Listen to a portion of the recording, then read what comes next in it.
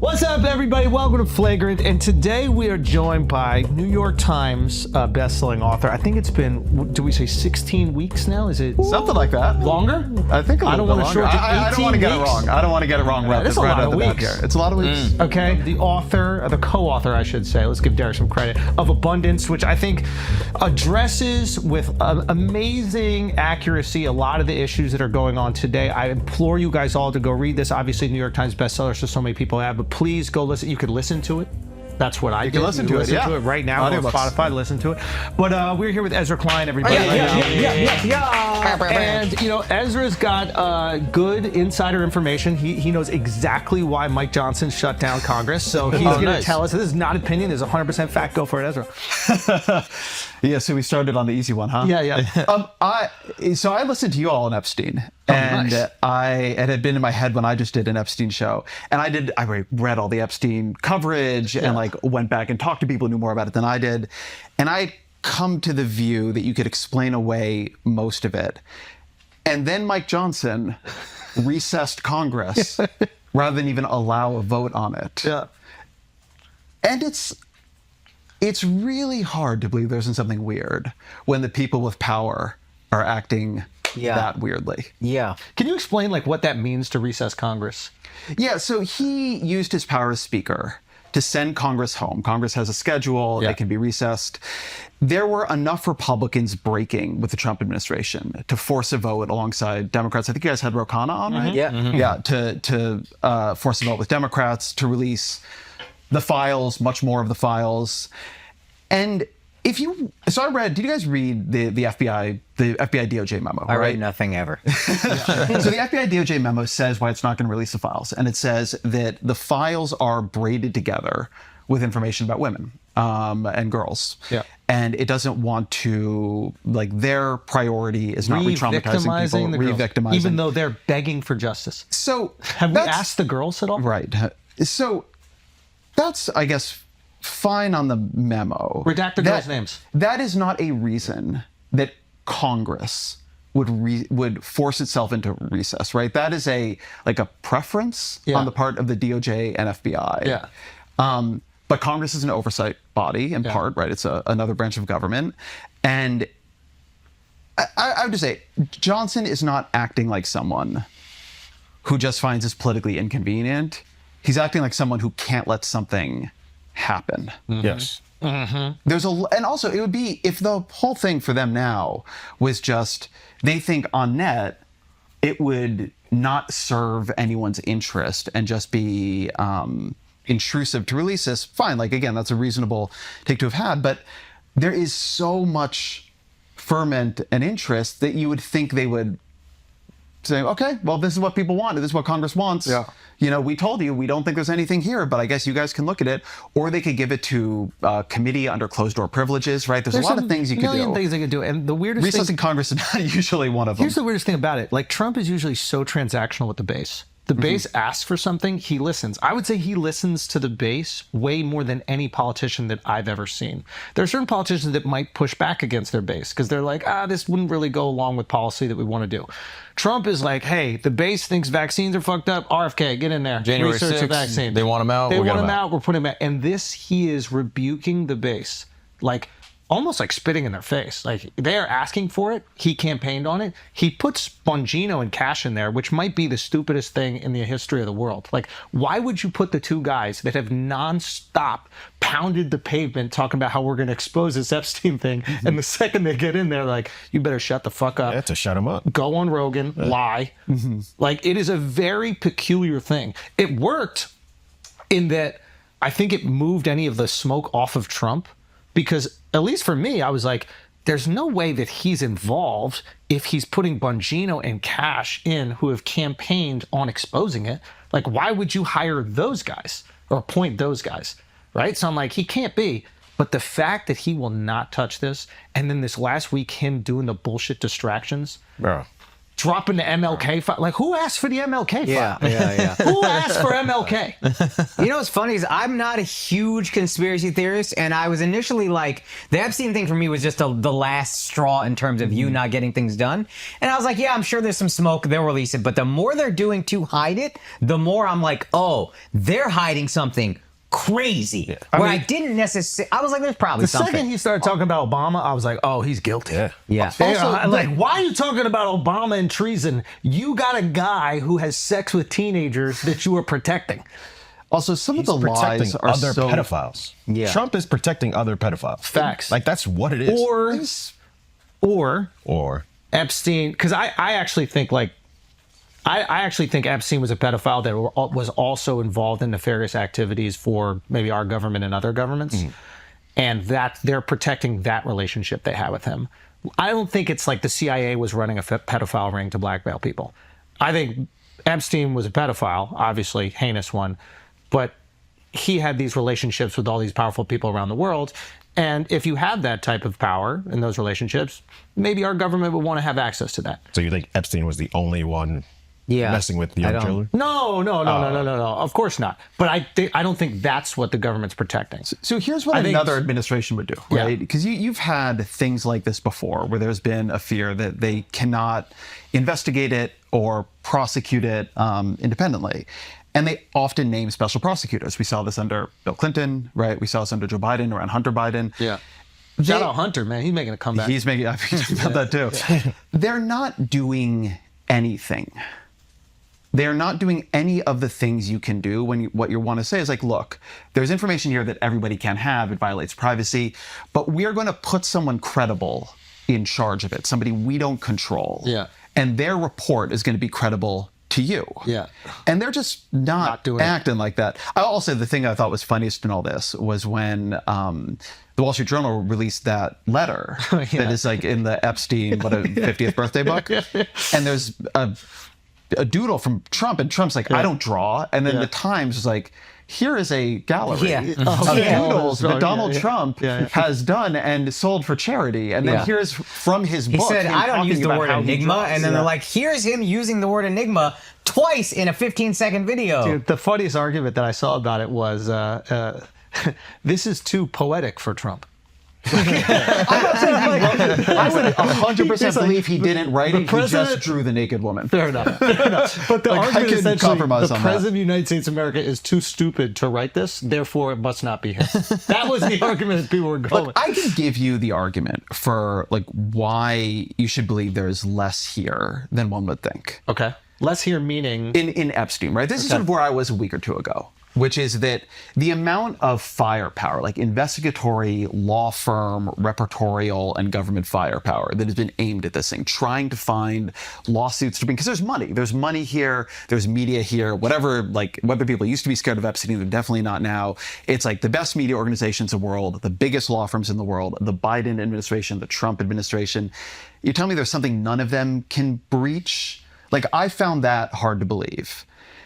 And the thing that is weighting down the other side of it for me is how much the Trump administration appears to be panicking. Panic mode. Like genuinely panicking as there are demands to breach it. If it wasn't dangerous, I don't know why they don't give it to Congress. it has to be dangerous 100%. And I think there's an interesting thing happening, which is like, there are definitely a lot of Democrats that are interested in this story because it's putting pressure on Trump. Mm-hmm. And what I would say to conservatives is don't do the finger wagging. Don't be like, why didn't you care about this 4 years ago?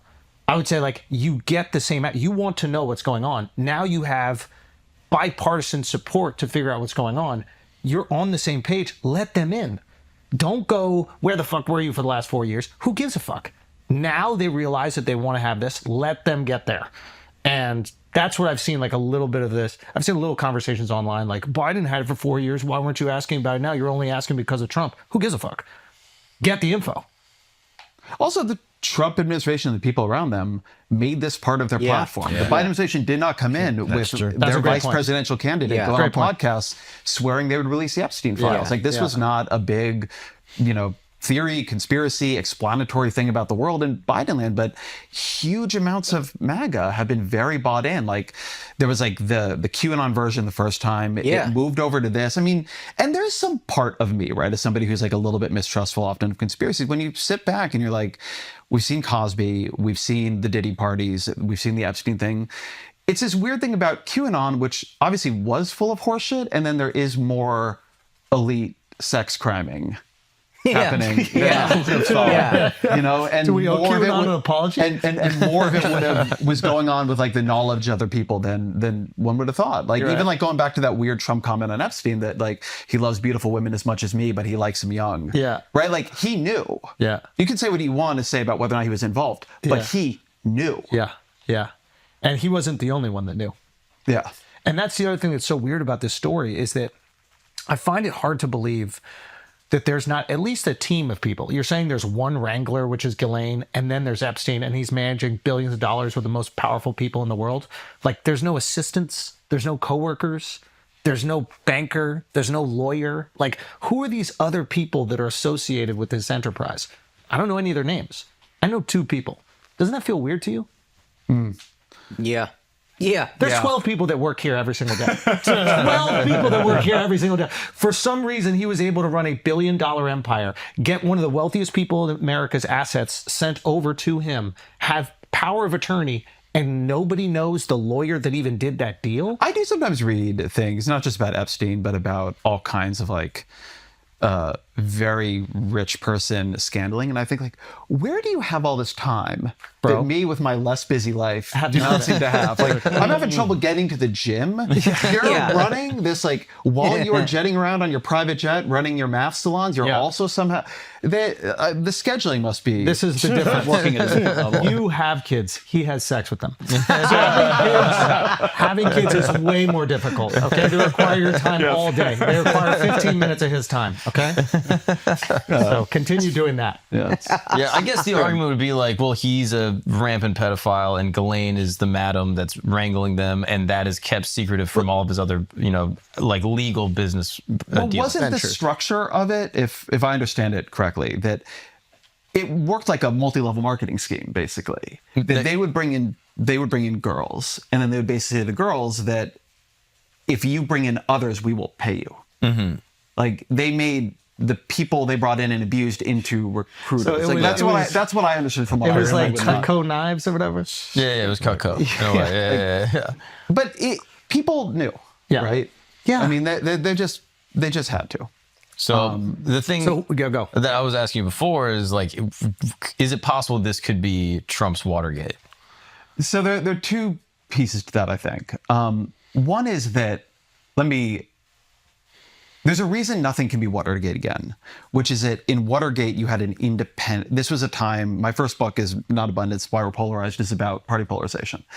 And Watergate happens during like the nadir of party polarization, which is to say the 2 parties are very mixed. You have a lot of liberal Republicans, you have conservative Democrats.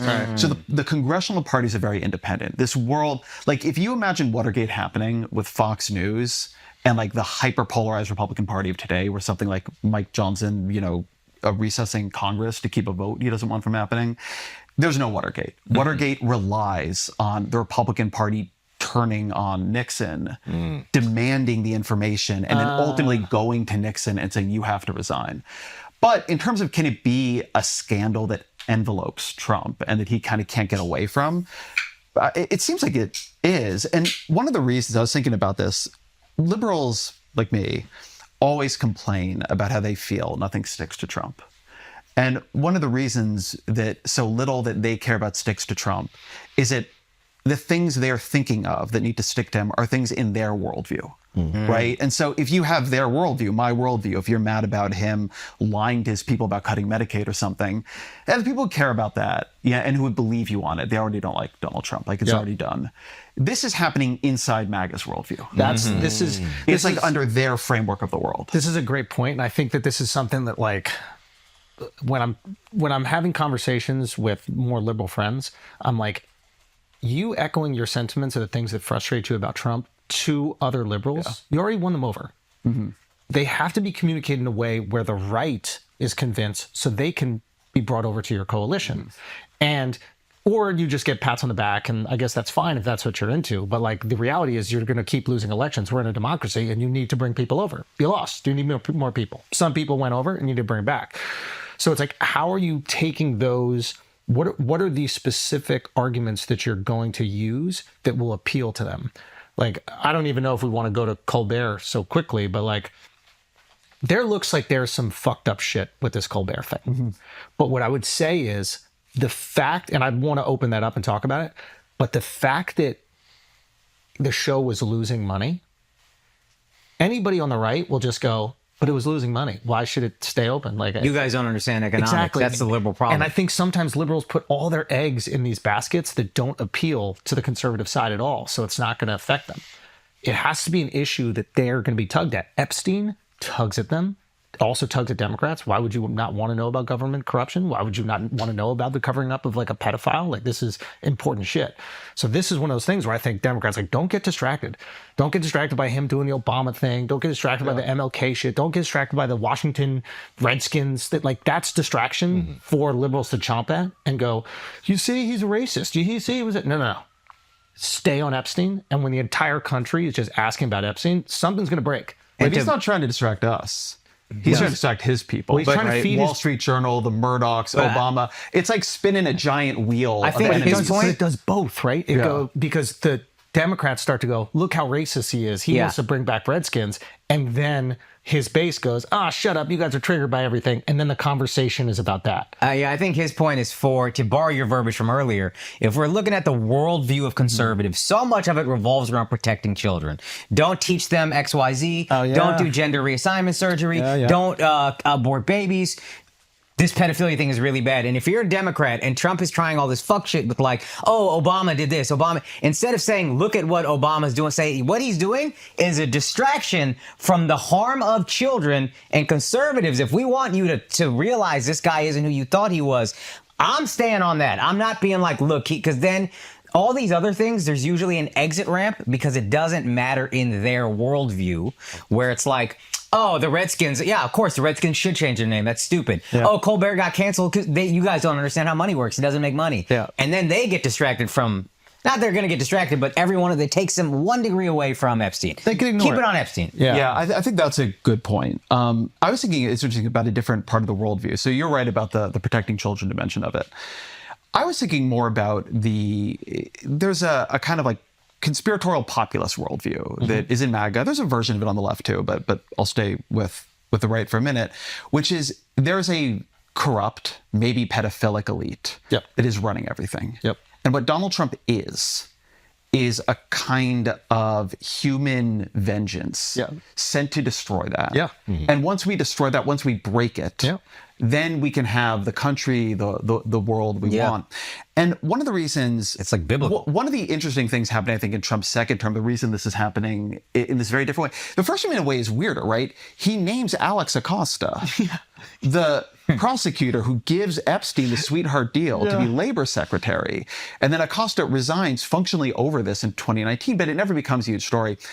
One of the reasons I think things don't stick in under this framework in the first term is that Trump didn't really control the government. And everybody kind of knew it, right? You could call it the deep state, you could call it the bureaucracy, right? But he was like his own administration, his own appointees, like H.R. McMaster's, like to some degree, people like Jared Kushner. He was surrounded by people who sort of thought he got some things right, but also thought he was kind of a maniac and were trying to restrain him. And he was in this terrific tension with his own administration. So the advantage I gave him is when things went wrong, he's like, they're doing it, right? The deep state is blocking me, right? We're like, we're here, we're continuing the fight. It's why a weird conspiracy like QAnon can flourish during his administration. Like, isn't this guy in charge? But the idea is nothing's like, happening. no, he's not really in charge. This time, he's in charge. This is, and all the people are his people. So this is a fantastic point. And some people might say, like, I was talking to Sam Piker about this, and he was like, you have to understand what his argument was, and I hope I'm not butchering this, Sam, but like, he basically said, like, there are people that are in government, like the institutional old guard government, actually don't want to have full power. They don't want Congress and the presidency, because then they'll have to make the change they promise. they act like, so like a Democrat's in power, they actually kind of want the Republicans to have Congress so the Democrats can talk about all the change they want to Just could tell you this is not true. Okay, but I know these people. but fair. Yeah. The argument is like, as long as they're talking about it and not doing it, Yeah. the military still gets the money that they're getting, right? The foreign wars continue to happen, and in this circumstance, the Epstein files don't come out. And there's a convenient excuse that you can say to your base. Trump would say the deep state isn't letting it happen. You right? create theater. Or the Democrats who are in charge would be like, the Republicans are not letting it happen. But in reality, the donor class is like, great, don't change a thing, because the donor class doesn't want anything changed. And I thought it was an interesting way of looking at it. Now, Trump does not have that bad guy he can point at. You got everything you want. So now his base is going, fucking deliver. You know, his base is going, hey, we gave you the whole country. You got to deliver on it, and you're not fucking delivering. We're still doing all these wars. The Ukraine one is tricky because you're dealing with Putin, who's literally, a psycho. But with Israel, like, if you want to cut off funding, you cut off funding. It's over. You have the ability to do it. He can't do it, right? So the base has and does not want to do and it. does not want to do it. I think it's really like you look at who he's appointed Talk around that that. shit. He does not want to He do it. doesn't Mike want- Huckabee is his ambassador there. Steve Witkoff is his negotiator. These are not people who think this war has gone much too I far. almost thought you were going to stop the sentence at these are not the But on the things of what he's delivering, it's like, look, the rich guys got their tax cuts. You got Medicaid cuts. You got your Medicaid and food stamps taken away. You will in a couple of years when all that kicks in after the midterms, and you don't get your files. So the base has every right to be upset because you campaigned on these things. You're delivering none of them. And here's a great opportunity, I think, for Democrats to seize some of the base. I get it, and they did today. They're going, don't you dare! You had them on your podcast. There's always a finger wagging. I get it. Get out of your system. That's fine. Feel whatever you want to feel. After you get out of your system, you want people to come over, and now you have an opportunity to be like, hey, we told you he was a liar. Here's the proof that he's a liar. Come over here. Here are some ideas that might be better. You might like these. If you just go, hey, fuck you, you're dumb, the people that are called dumb are never going to come to your side. Did you see the clips of John Ossoff, the senator from Georgia?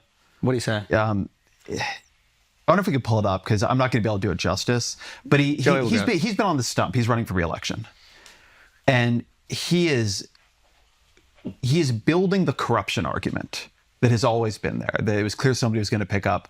But he's just doing it well. It's not that often I see a single clip of somebody and I just mentally, on one clip, I'm like, okay, in the 2028 group now. So wait a minute, hold on, wait. Break that down about the 20. It's worth it. If we, I don't know could if be we a presidential candidate. Yeah, Off of one clip, he thought he's this guy could be finding the president. thing. All right, guys, let's shout out some dates. August 1st and 2nd, Kansas City, Missouri. August 8th and 9th, Perrysburg, Ohio. That's Toledo, I believe. August 22nd and 23rd, Liberty Township, Ohio. It's a lot of Ohio. September 11th and 13th, I'm back in Civilization in Dania Beach, Florida. September 25th and 26th, back to Helen, Ohio. And this is a show that's, I'm very excited to do it, but it's going to sell out. October 5th, Dubai Comedy Festival. I didn't get to go last year. It was a big mix-up. This year, I'm there. The tickets are already like 80% sold out, so you need to hurry up and buy those. All those dates and more at akashsingh.com. Get your tickets. Also, I am very excited to announce the Akash Singh Show. This is my podcast. I flew out to India to record a bunch of episodes because of everything that is happening with free speech over there, court cases with friends of mine being threatened with jail time. Honestly, I'm not sure how many episodes I can put out because lawyers have been calling me left and right and my friends' lives are in danger. But we are still going to put out a bunch of great episodes with people that I'm excited to talk to. So it's on my YouTube at Akash Singh Comedy. Please check it out. I love y'all. Thank you guys so much. Levittown, Washington, D.C., Chandler, Arizona, San Diego, Burlington, Vermont, Montreal, Toronto, Berkeley, Detroit, a bunch of other dates getting at it. I can't wait to see you guys at the show. I'll be doing 1 hour of stand-up comedy. That no more, no less. See you guys at the show. But the reason I brought it up in that context is one of the things that happened to Democrats over the past couple of years, it happened in 2020, then it really happened in 2024, is you really lose like the highest ground in American politics, like the most ideal political ground, when you lose the stream of reform. The stream of reform. Yeah, What does that when mean? you don't have the argument about reform. Obama was a reformer. Bill Clinton was a reformer. Donald Trump was a reformer. Hillary Clinton, very much not a reformer. By Joe reform, Biden running for I just people want who to are make sure I running understand against the system. Exactly. Yes. Okay. Running against the system is a great way of putting it. The difficulty Trump has now that he was able to sort of weave out of in his first term is like when you're a truly anti-system candidate, when your whole point is this whole thing is corrupt, and now you are in charge of it. How do you avoid like the inevitable problem of having to take responsibility for it? Yep. In his first term, he had a version of that. So then Joe Biden wins, and it's a pandemic. There's a lot of dimensions about that election. But Biden, whatever he is, he's not a reformer. Yeah. But he's sort of a return to normalcy. Then by 2024, he's unpopular. He's in his 80s. Yeah. And he and Harris just cannot run as reformers, right? They cannot run against their own. Harris didn't even try. She literally did not said, even try. Yeah, Biden's why? doing great. Well, because I think Biden just gave her his whole staff, and now she can't take his staff. Well, I would just love to hear why you think, because what I hear is Biden said to her, "No daylight, kid. You're not going to do that." I don't know if that's true. I think both for personal reasons, where I do think she had a lot of loyalty and affection for him. And I think it's actually a trickier thing than people give credit for. You imagine she comes out as vice president and like really tears into where the administration say went wrong on inflation or went wrong in immigration.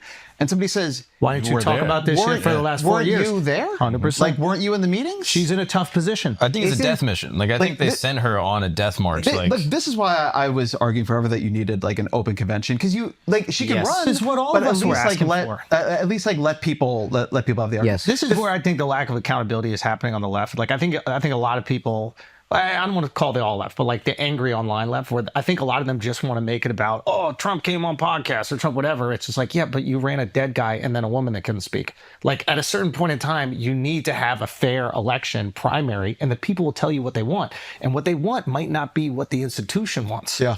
And I think that's what has been happening. And I want to talk about. Look, there's nobody who is arguing louder earlier for an open convention, I literally believe, in the country than me. So, But I bet you got a lot of criticism for that. Yeah, I got a lot of shit for that. In, So in what early happened 2024. when you were bringing it up?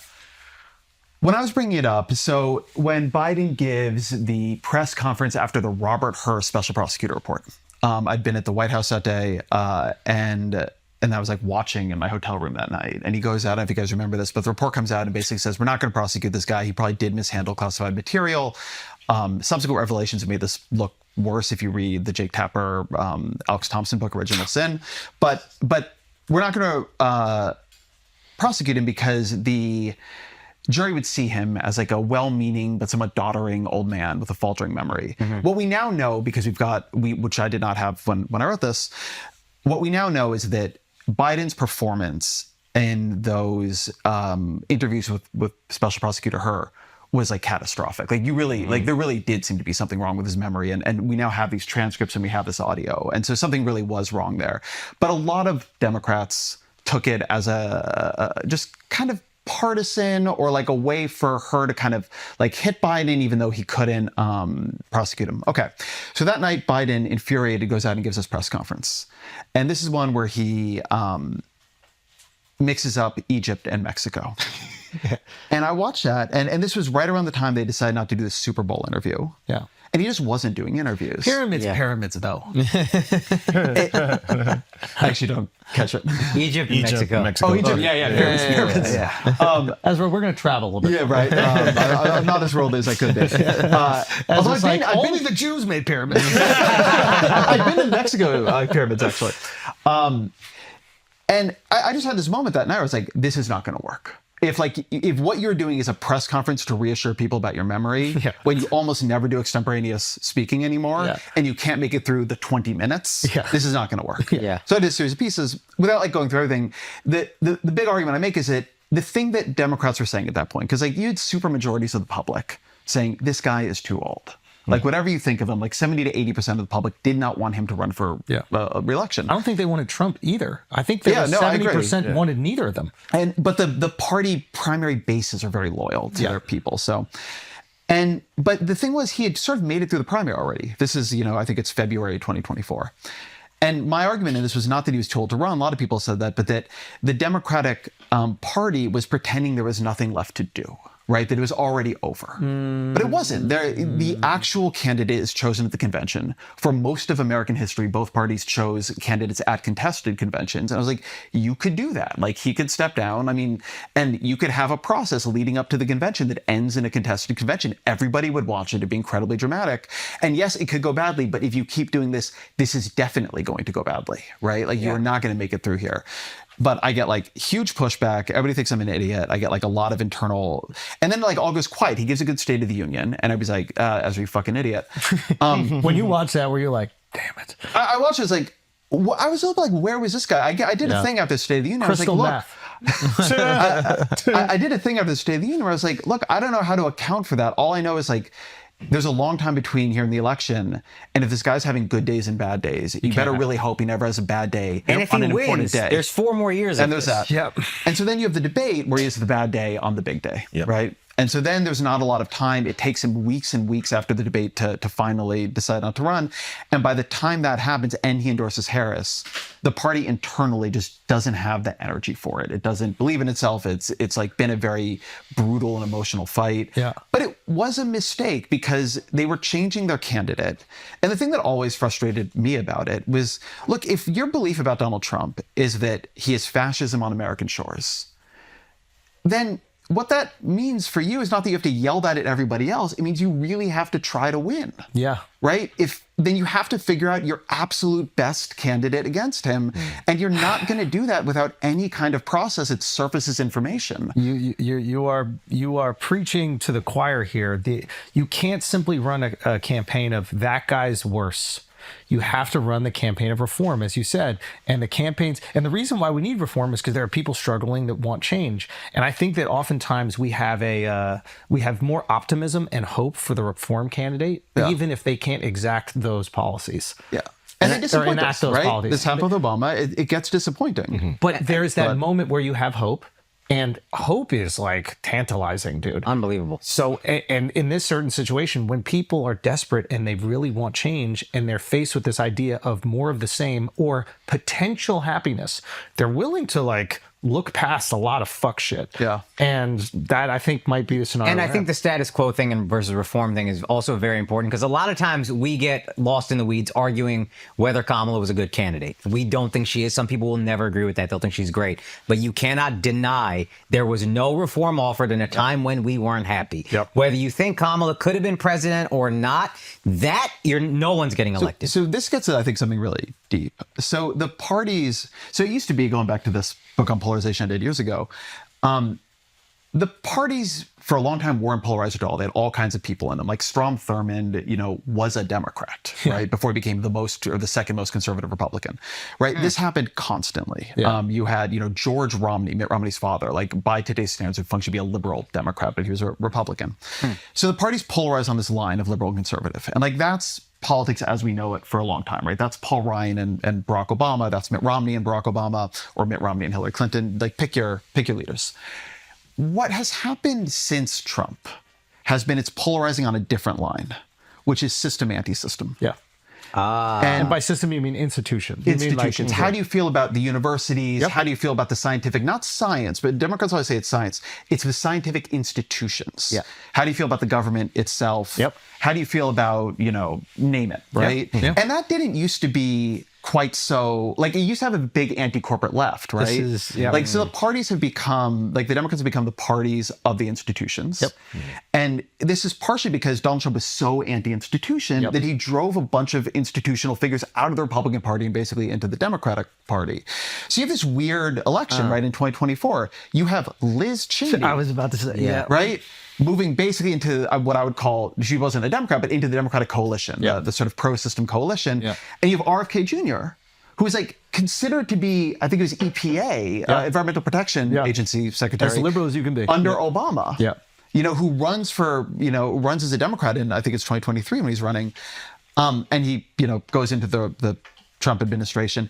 And so the difficult thing Democrats are going to have to figure out here to take advantage of what you're talking about is the Epstein files have given them a moment in which to do this because it's easy for them. They actually, they don't have, at least the Democrats in Congress, anything invested in this. But if they want to, over time, peel off some of the Trump coalition, they have to find ways to be actually kind of anti-system, right? They can't just be the party that, we believe in science and we believe in government, right? You have to know these things have flaws and failures. Yes. And you have to balance the fact that you don't want to burn them to the ground, right? Which is, I think, what Republicans are often doing.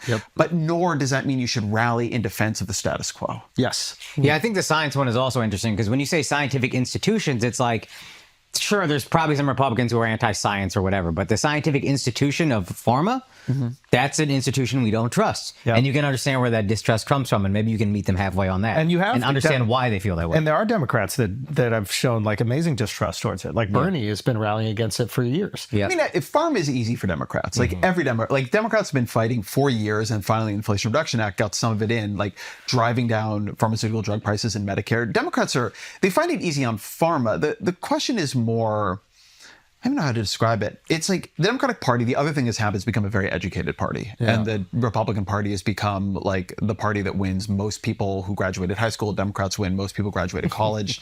And like this really shifted the parties. Like people graduate college are like more yoked into American institutions. They believe in them more, in part because those institutions have worked better for them. That's a great right? fucking way to say it. Give a great example about how those institutions are working for the college educated and against the high school educated. Well, like just take COVID. Yeah. Right. You're like a white collar office worker. Yeah. There's lockdown. You're like sent home.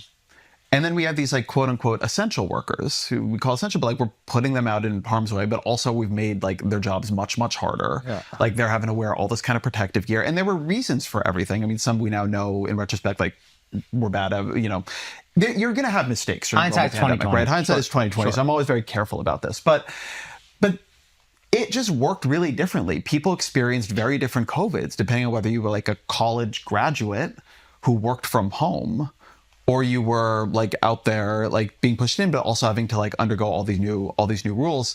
But also just the economy works differently for different people. If you're a high school graduate, most jobs don't even hire without a college graduate, without a degree. Or like you've got terrible like just-in-time scheduling, and then somebody telling you like, no, don't worry, GDP's up this year. Like that's bullshit for you. It's not up for you. It doesn't affect you at all. Oh, the stock market is up great. I don't own a single stock. It's the worst statistic to decide if America's doing well. Yeah. Yeah, so you can come up with all kinds of versions of these, but just a party that is getting richer and more college educated is going to be more comfortable with the way things work than a party that is shifting the other direction. And feeling now, left behind. there's still contradictions in these parties, right? I mean, Republicans just passed a giant bill cutting functionally $5 trillion of taxes, heavily tilted towards rich people. And the only part of it they paid for, which is like about $1 trillion, they paid for by cutting Medicaid, SNAP, which is food stamps, and like green energy investment,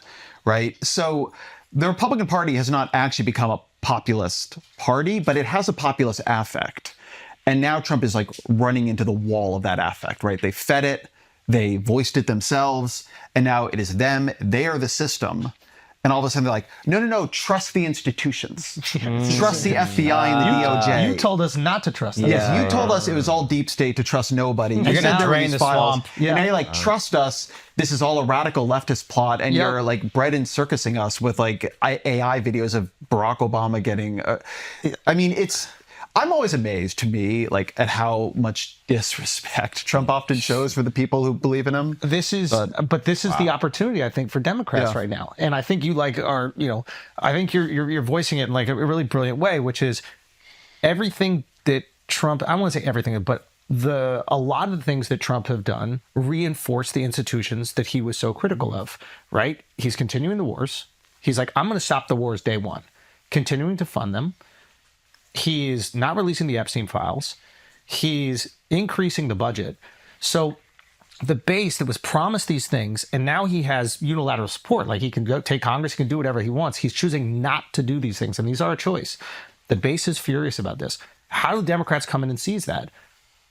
I mean, I think they're doing a pretty damn good job, actually. Like the ones who came in and said, we are offering legislation to force these files to release. I love what Roe did. And we're going to build a coalition. I love it. And like Roe, he's a very liberal guy, very progressive. I mean, a co-chair of the Bernie Sanders campaign a couple of years ago. He's good at building bipartisan coalitions, like on foreign policy, right? On things like whether or not Congress has like power over war. Roe is good at working across the aisle. He's a very, very talented politician. And because of that, so they're doing a good job on that. but because of that, the Democratic establishment hates him.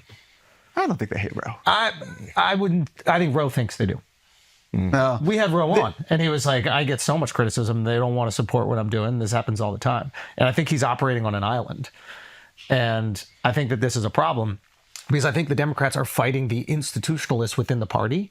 And the real support, like the ground support you feel, is for the more progressive side of the party, which seems to be answering a lot of the problems that the people that maybe voted for Trump have. I will say, if you spend, I don't want to discount any experiences Roe's had or the congressman has had.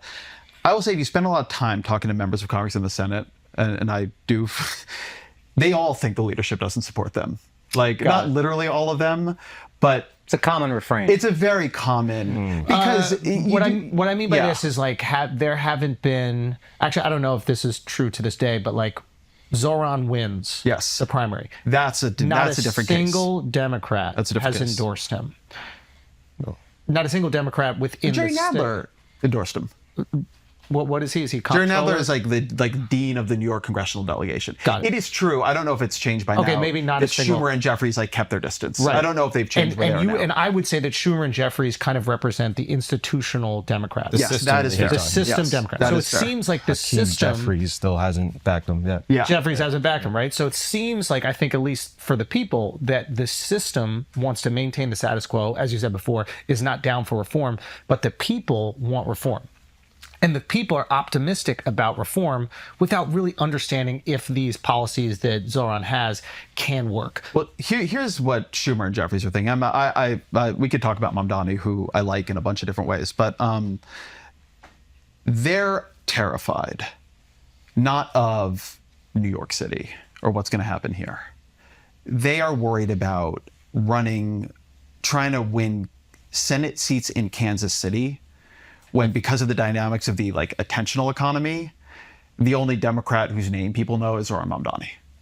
Right? So they think that the Zohran Mamdani policy will engulf the Democratic Party. No, it's not the policy. That's not their concern, but the vibe and the weaknesses. The reform right? direction, The I guess. No, I wouldn't call it the reform. Like, this happened with AOC, but it happens with Marjorie Taylor Greene, right? I do not think AOC and Marjorie Taylor Greene are the same by any means, but the parties tend to get defined by the Loudest and loudest, most extreme most voices. interesting figures in them. Yep. And one of the dynamics that is very hard for party leadership now is that they have very little control compared to what they used to have over how their party is seen. Right? So Jeffries and Schumer have their strategies. They would like to have the Democratic Party understood as being about certain things and not about other things. But instead, the thing people know is they see who's going viral on X or TikTok or Instagram or whatever, and it's not the people they would choose, right? Saying the things that they would say. Like, the last thing Schumer and Jeffries want to talk about is the value of the term globalize the intifada, right? Yeah. They just do not want to talk about that at all. And the problem for them with Mamdani is that he creates that conversation. I was just watching a speech J.D. Vance gave, the vice president at the Claremont Institute, What is the Claremont Institute? Claremont Institute is a sort of far-right think tank. They were giving him the Statesman Award. And I would love to talk about the speech, which I just did, which I'm having a piece come out on, because it's very much about what citizenship should be about. But the entire first section and end of that speech that Vance gives are about Mamdani, right? He wants to define the entire Democratic Party, the entire left around Mamdani. To Vance, Mamdani is a soft target. This is what, right, and that's the fight those figures are having. This is what I think along each other. This is what I think Republicans do really well. Is they exploit the most extreme version of Democrats and then they paint it across the whole party. So in this last election, like, the most effective ad was Trump is for me and you, and Kamala is for they, them. And there was that ad about, like, Kamala supports, like, trans surgeries for inmates. Yeah. Like, you remember this ad that they ran? I think they ran in the Super Bowl. Yeah. And it was they did a great job of painting the party in one light, and it was based on the most extreme version. And I think Democrats maybe try to do it, and maybe Republicans are like, yeah, we're cool with that too. Like, I don't know what that is, but it does feel like the institution is like fighting tooth and nail to stop the perception of the party changing. But here's the reality. If the people want that part of the party, there's nothing you can do about that in democracy. And fighting it makes those people feel like you don't want that change that they desperately want. And now you become the status quo that they are fighting against. So they don't really have a choice. It's like democracy for better or for worse. Zohran's going to, if the people want Zohran, whether we like it or not, if the majority of New Yorkers want it, we have to let that happen. If it goes horribly, and we can go into some of those policies and if he'll even be able to do them. But like, you cannot restrict what the people want in a democracy. And if you do try, which is what Trump is also doing, January 6th. they'll be furious. They'll be furious about it. And his base is furious. Democrats are furious. And I fear that's kind of what's happening with Zohran. I think it is not going to work. It is flatly not going to work. Zohran or... No, I'll finish the sentence. Yeah. For Democrats to try to keep an arm's length distance from their nominee for mayor in America's biggest city. Like, it's just not going to work. But they've done it with Bernie and AOC for quite a bit. Wow. They have, I mean, they try, although... Mayor of New York is also a little different than what a senator from Vermont, and then AOC. Democratic primary. But this to me is a bit of a different. I mean, Bernie Sanders is on Chuck Schumer's leadership team, or at least, I don't know if that's true for this Congress, but he was in the last one, right? They have tried to bring him in. There is tension between them, right? It's a big party, and they have their disagreements.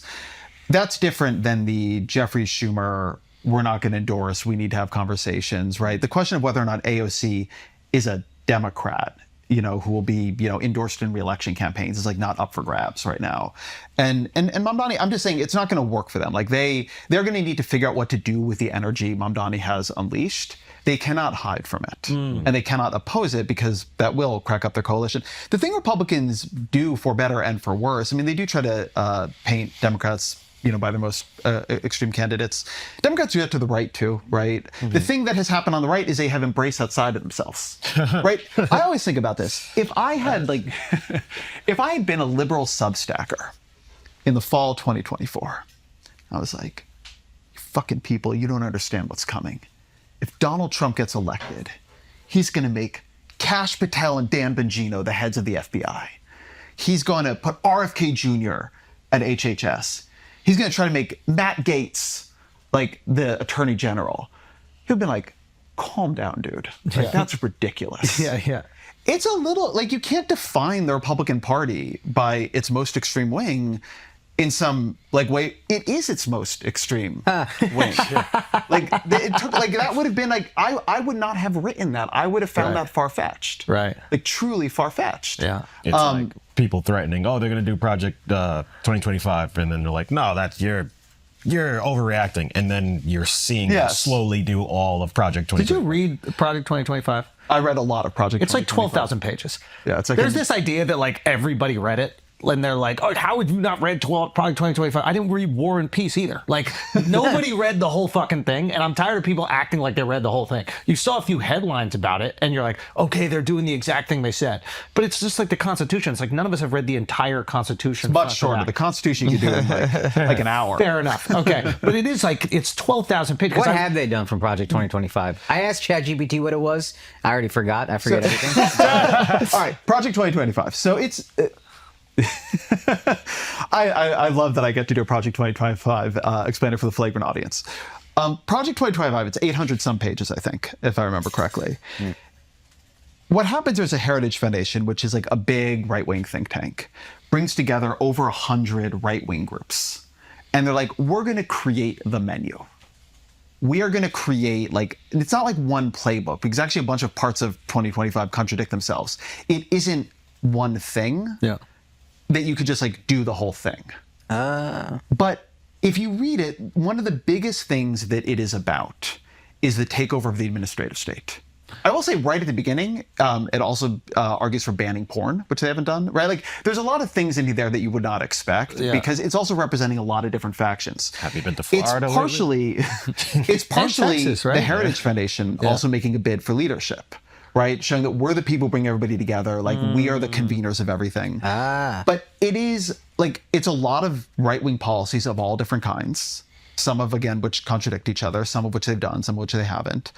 But the thing they did the most from it is Project 2025 is a vision of how to use the tools of the government and the leverage of the government to first break the bureaucracy and like the deep state or the administrative state, as it's like more often called in there, in order to have control of it. So it's consolidating power. It's consolidating power and then using a lot of that power against other elements of society to make them come into alignment with you. For example.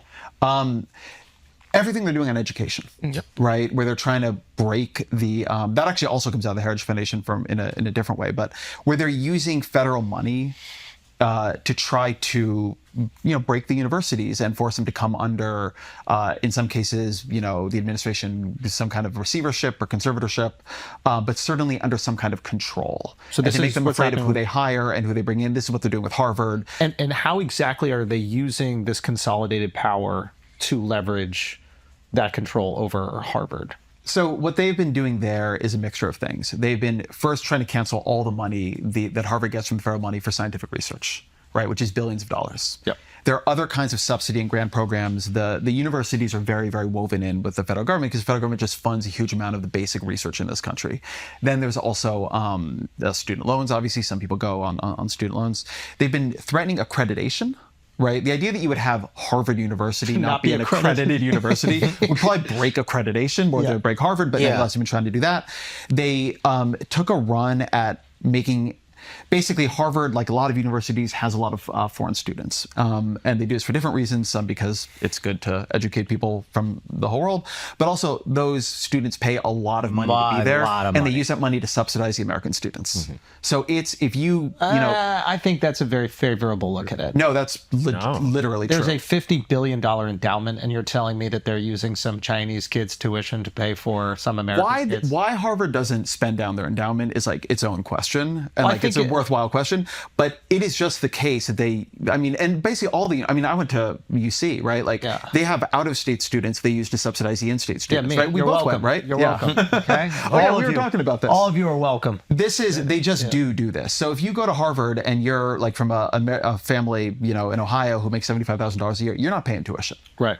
But what the administration has been trying to do, and getting in a bunch of court fights about, is trying to basically say Harvard cannot use a provision of immigration law that allows for the foreign students to come in. Now, I understand this idea, and I think it's it's a decent justification of saying, hey, we're using these guys to pay for the students in America that are going. Now, the amount of foreign students they've been taking has been increasing exponentially. I think 20 years ago or 30 years ago, it was between 2 and 5%. I think Columbia is now at 70%.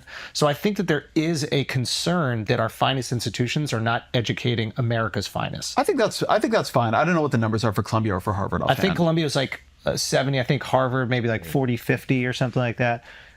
Columbia's international student population. 40%. Okay, 40%. 70 seems crazy, but 40 is still high. Okay, fair 40 is enough. still high. So for me as an American, right? I have a daughter. You have kids. You, hopefully, knock on wood, they're really smart and they have the opportunity to go get educated at our finest institutions, and now they're fighting with the Nepo babies that end up going because their dad and their granddad went, so those slots are already taken. And then the oligarchs' kids that are going to go because they're going to spend an astronomical amount of money so they can go there.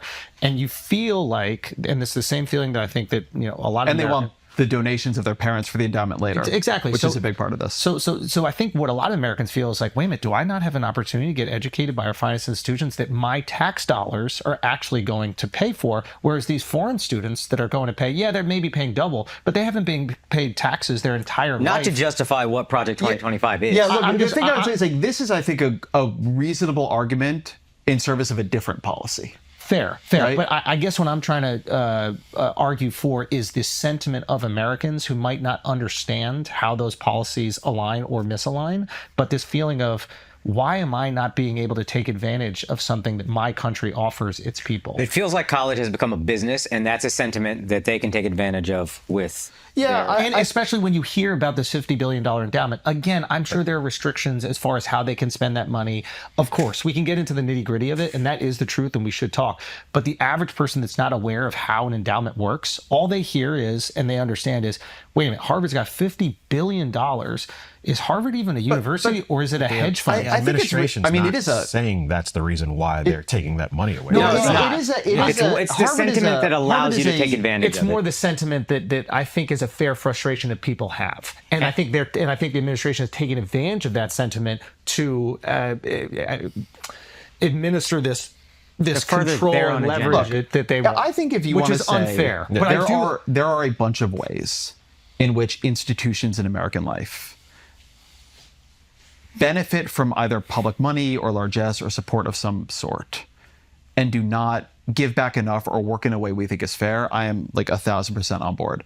There's a lot of organizations in this country, including a lot of religious organizations, that I don't think, in the way we do the tax code, should be exempt from taxation. Should be exempt from taxation, right? The administration has been, I mean, they didn't even start on the foreign students thing. That was something they figured out later, was like as a vulnerability later. Yeah. Because what they wanted Harvard to do was have to run who it was hiring and who was admitting through by the administration. Yeah. Right. And so the plan here has been I disagree with 100%. The plan here has been to break these institutions and force them to come under the Trump administration's control. Right. And the things you're saying are reasonable.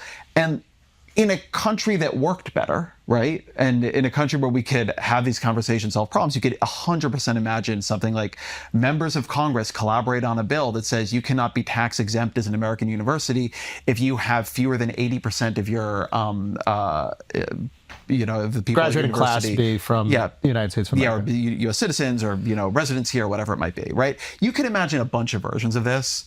We just don't live in that particular I guess what I'm saying is like, I think it's important to like meet people where they are emotionally when explaining these things, because if we write off that sentiment, then they'll just write off the argument, which is a great argument. This idea that the administration is trying to really like force control and make them bend the knee to whatever they want to do, which we don't want. We want these universities to operate with autonomy and not bend to whatever administration is there.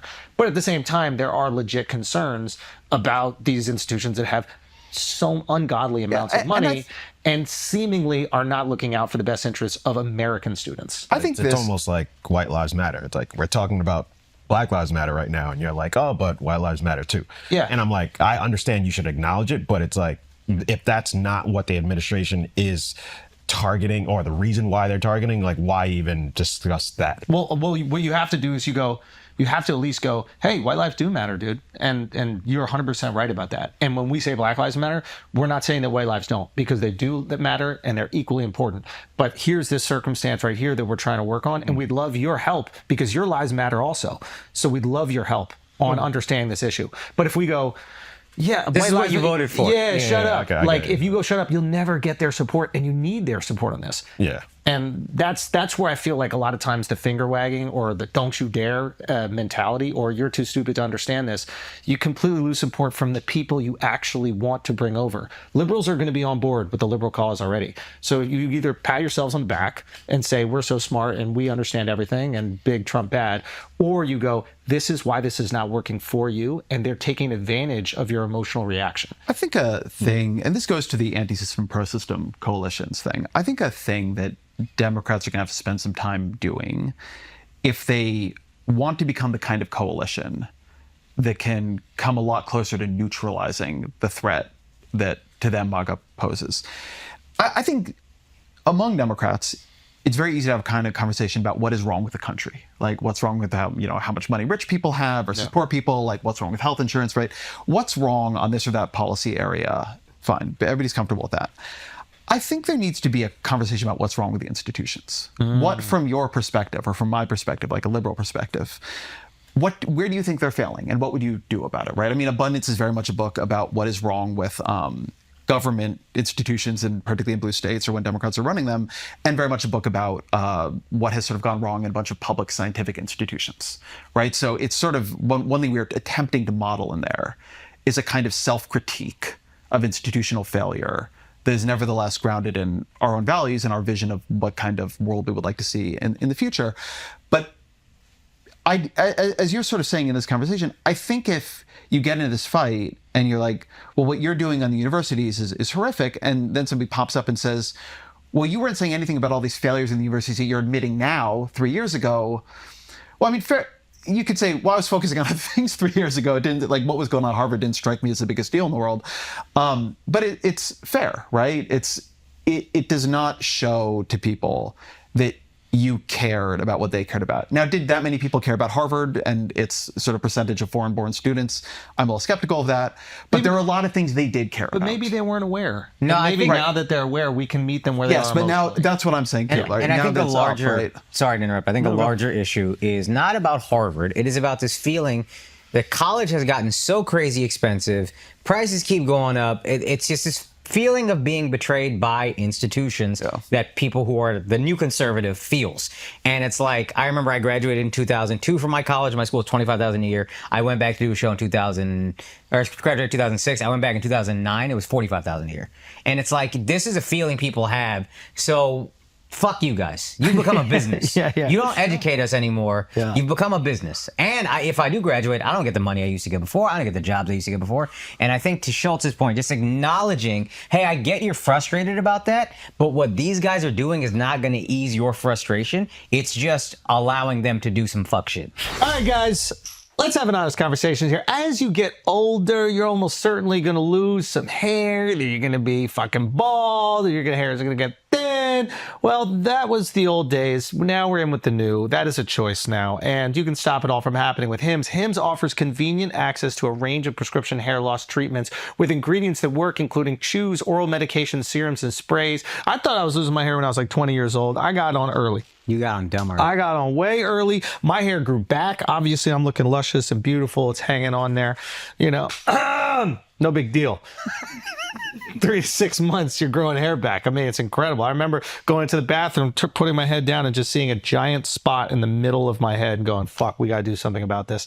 And so it works. So the process is 100% online. All of your friends do it. If you haven't done it yet, your friends are gatekeeping. I can't believe they didn't tell you about it. It's actually selfish of them. They're trying to get laid at the club because they want you to be ugly and bald. There's no insurance needed, and new one low price covers everything. Treatments to ongoing care, plus treatment options start at $35 per month. Okay, so start your free online visit today at hims.com/flagrant. That's HIMS.com/flagrant for personalized hair loss treatment options. hims.com/flagrant. Individual results may vary based on studies of topical and oral minoxidil and finasteride prescribed.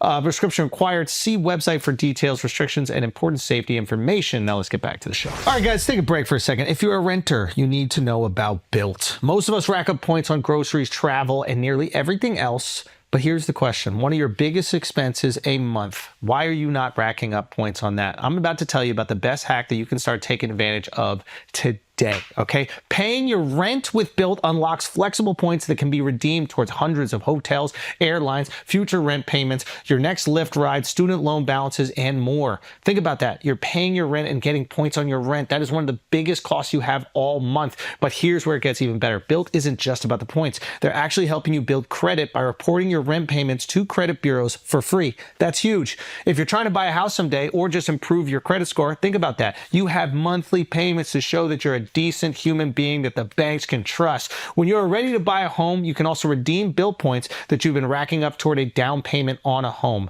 I mentioned that Built points can be converted to your favorite airline miles and hotel points around the world, and I really mean some of the biggest players in the industry, United, Southwest, Hyatt, Marriott, and more. Your rent can literally help pay for your next vacation. So if you're paying rent, Built can reward you for it no matter what, where you live, or who your landlord is. So start paying rent through Built today by going to joinbuilt.com/flagrant. That is JOINBILT.com/flagrant. Now let's get back to the show. Can you explain, and I think this will take us to the Zohran populism that we're seeing right now. Excuse me. Yeah, go. Can you explain how the cost of education has skyrocketed? So like, do you understand how that happens? Like, I want to try to do a good job of this. I would just like to say, if you asked me healthcare, I would have done been so much more involved. I just want to say, like, for this conversation, I'd like there to be no minorities in the room. So, and again, you don't have to give us like the perfect example. Yeah. Like, I more or less, can you tell us how this happened? Yeah. So there are a couple things happening here. And I just have in my head my like education policy friends who actually know this and are going to yell at me for what I get wrong because I've not looked at this in a couple Don't yell at Ezra, years. okay? We're on Flagrant. So, we're just having fun.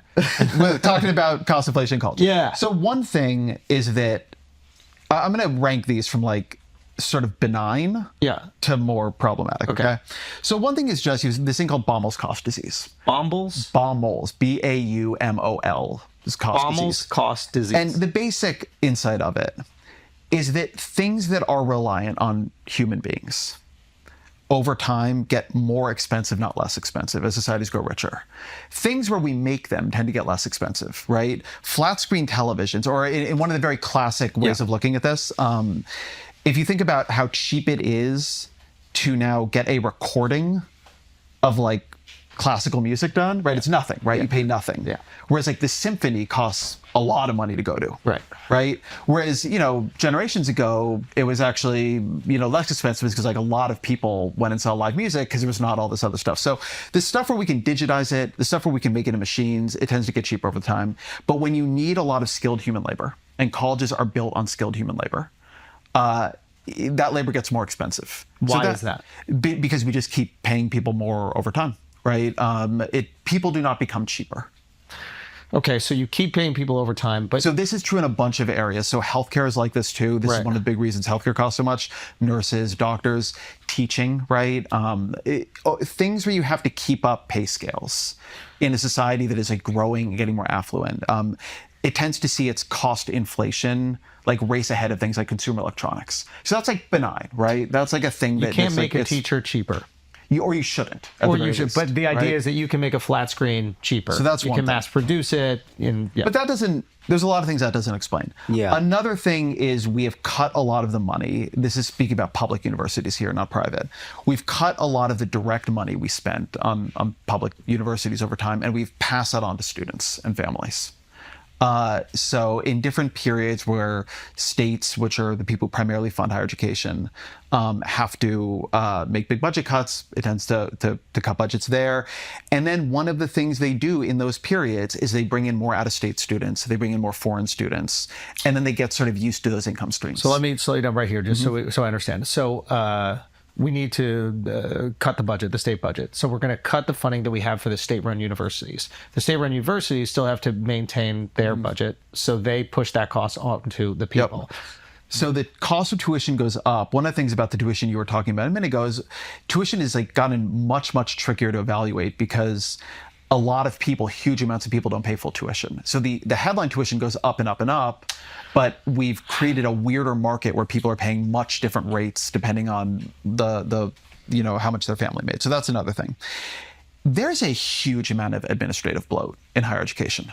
Like you just can't get away from that. If you look at funding structures of the personnel there, and you look at how many administrators they have per faculty member, compared to what things were like, 30 years ago or 40 years ago, we have just added administrators and staffing at a crazy rate. And a lot of people ask, and I'm one of them, like, are we getting much for that? Is higher education so much better? Are all these people doing so much? Or have we just, has like the bureaucracy become kind of self-perpetuating? If the reason you go to college is what we were told is so you can get a better job, we're getting much less for much more money than what we got 20 years ago. I mean, part of that is just more people going to college. Sure. Right. For whatever reason. The college premium is no longer the college there. premium goes down. Then there's things about the colleges competing with each other on amenities, and this is sort of related to the administrative stuff. But, it's like when I went to college, and I went to UC Santa Cruz and then UCLA, the gyms were nice. Like that's a nice the facilities gym. were The great. facility, like the pool, like the climbing wall, whatever. Why is there a fucking climbing wall? Like there's climbing We're walls. here to get educated. But part of it is that with the selective ones, at least, which is what we're talking about, community college is still very cheap, right? With the selective colleges, they now compete with each other for the best students and like the richer students. Because like the best students get you good ratings in U.S. News and World Report And or the richer whatever, students pay and for the it. richer students pay for everything. Yeah. And so one of the ways you get them is when they come and do their tour on your campus. They take you to, it's like the Four Seasons. Exactly. They take you to all the amenities. So there's been money in that. I am sure there's a bunch of other dimensions. I mean, there's also an issue with increasing amounts of student loans, some of which do get pocketed by the colleges, and they just use that to sort of like increase the rate because it's complicated, but the way the student loans work, if everybody's got them, everybody can pocket at least part of it. So that's what I want to talk about a little bit. Like I think it's quite benevolent to have a student loan process in America where they basically say, hey, we're going to give you the money to go to school, no matter how much it is. Like, there's no cap, really, right? Like, whatever the school costs, we will give you that loan, and then you're going to have to deal with it. I think the idea is quite beautiful. It's like, we want our people to get educated, and the government is going to back these loans so that we'll have an educated populace. Is it possible that there are people at the universities that are taking advantage of that blank check? I mean, I don't think arguable. Right? Yeah. Some of them, but it's like everything. I'm not trying to paint everybody as a nefarious character. I'm actually saying not even some of the universities. I'm saying some of the check, right? Which is to say that there's a lot of research on this. You do a big increase in student loans. All of a sudden, students have more money to go to college. The colleges will take that money. And it's not like they don't they don't just pocket all of it, right? But yes, right? I'm not even talking about pocketing it. I'm just saying, let's say they're not pocketing it. Let's say they're just building more climbing walls. But yes, that's what I mean about that. I don't think that they're stealing money, but if it's a blank check, that check is going to go up. Okay. If, for example, the student loan lending services, what is it? Is it Fannie Mae or Sally Mac or one of those? Yeah, what is it? You're not Fannie, it's Sally. Sally Mae, right? So there's Pell Grants, there's all these different things. But if they limited the total amount at $150,000. That's how much universities would cost, and maybe there would be less amenities, and maybe there would be less bureaucracy. But there is no limit, so why would they limit the bureaucracy, and why would they limit the climbing walls? If you put a guardrail on it, they'll be forced to decrease the cost of education or increase the amount of foreign students to make up for it, which could also piss off Americans. So this was a huge fight in the Obama years. One of the things that sometimes frustrates liberal wonky people about this stuff is that in ways that were not well covered, there have been a lot of efforts to try to do something here. So in the Obama years, they did a bunch of higher ed reforms. And one of the things that they tried to do was, and again, I'm worried about getting things wrong from memory, but so if I get things a little bit wrong, forgive me. Fine. What they tried to do was tie a bunch of things in how we funded colleges and who could take the loans and who was accredited to the rate of loan repayment. And the thing they were tracking there was how can you define which colleges are truly failing their students? Right? How would you go about and try to figure that answer out? Right? There are a lot of colleges, right? They're all across the country. Who's failing? Yeah. One way to figure it out is where do you see people going to college, either completing it or not completing it, and then unable to pay back the loans they took to go there. And so what the administration did, sort of as I remember, but again, it's been Santa Barbara. That's how you define it. How dare you? You went to Santa Barbara? Of course I did, dude. Nobody's paying back those loans. Dove still got loans from UC Santa Barbara. Yeah. So that's a situation where they began to try to crack down, including, by the way, on one Trump University, which had problems like this, right? A lot there. So the first thing they began to focus on were these for-profit degree mills. When we talk about this, we're thinking about UC Santa Barbara, we're talking about Harvard, we're talking about this upper crust of selective four-year schools. Right. It's 50 schools. Yeah. Most people don't go to them. Right. Most people are just going to schools you haven't heard of, or that they're just not as selective, and they're the people who are mostly really in trouble afterwards, right? Right. And so that's where a lot of the legislation started. That's interesting. And where they were trying to do things. Did it go far enough? I'm sure not. I think one of my frustrations is the new right, the sort of Trumpist right. It has, if you read their books and their literature and the smart people, and there's a lot of good critiques of colleges in there. Right. And they come in and do completely politicized horseshit, right? They're not trying to make them better. They're just trying to break them until they bend the knee, which to me, there's a particular pain in watching people identify problems, come into power without the coalitions and make those problems hard to solve. Right. And then just also refuse to solve the problems because they're so focused on their own resentments and enmities. But yeah, it would be good to really think about higher education. I'll pose this as a question, I guess, for you all. I think the base of a lot of this conversation and the ways that higher education has gotten, if we want to say it, off track, is there's not actually an agreement in society anymore about what is it for. Is it to deepen your faculties as a human being, right? Like the older No. view of higher education, like, you know, read the great Shame. books and literature, shame, right? Is it It's to get a shame. good job? To get a job. Now, I think for some people, and I think that does still exist. I think like the quickest pathway to upward mobility is through education. Like I think if Yeah. you're somebody that comes from destitute poverty and you manage to get a college education, you'll get a job. And yes, you might be saddled with these loans for the rest of your life, but you'll be able to move out of poverty. Yeah. What's happening right now, I think, is that middle class people, I think this brings us to Mamdani, is like middle class people feel entitled if they go through the system that they have been promised. If they go to school, they take out the loans, they get the education, that they will be promised upward mobility. And now they're in New York City and they're paying $7,000 to live in a 1-bedroom apartment. And they have $2,000 worth of loans every single month. And they have a job that pays 6 figures, which is like, holy shit, I'm rich. But then they realize they don't have any money left. And they really don't see upward mobility even in the company. A lot of their friends are getting laid off and they're going, fuck, I did everything right. I did what you guys said I should do, but I'm not going to be able to buy a home or start a family. And there's this extended adolescence, right? And we're distracted with fun events to go to and this party and this concert. But in reality, it's like, when do I start my family? When do I become an adult? And I think maybe it's a good way to segue into Mamdani, because simply freezing the rent, right, is an amazing feeling. I cannot imagine how amazing that feeling is for somebody who sees their rent go up 3% every year, whatever it is, and goes like, I don't think I can afford, like, my salary might not go up that much. How the fuck am I going to afford this? Freezing the rent is great, but in essence, it's like pushing the student loan debt onto the landlord. Because if the student loan debt is the thing, right, that's crushing you, if it's that $200,000 that you have to pay off and that's coming down to a few grand a month or whatever it is, and now you don't have any increase in rent, you're like, okay, I got a little wiggle room now because I don't have to worry about that going up because I still got to pay for this debt. So I think a lot of, and if you've seen like Mamdani's base, I think it is a lot of like middle class people that are college educated that are like crushed by these loans and just the cost of living, and they just need a break somewhere.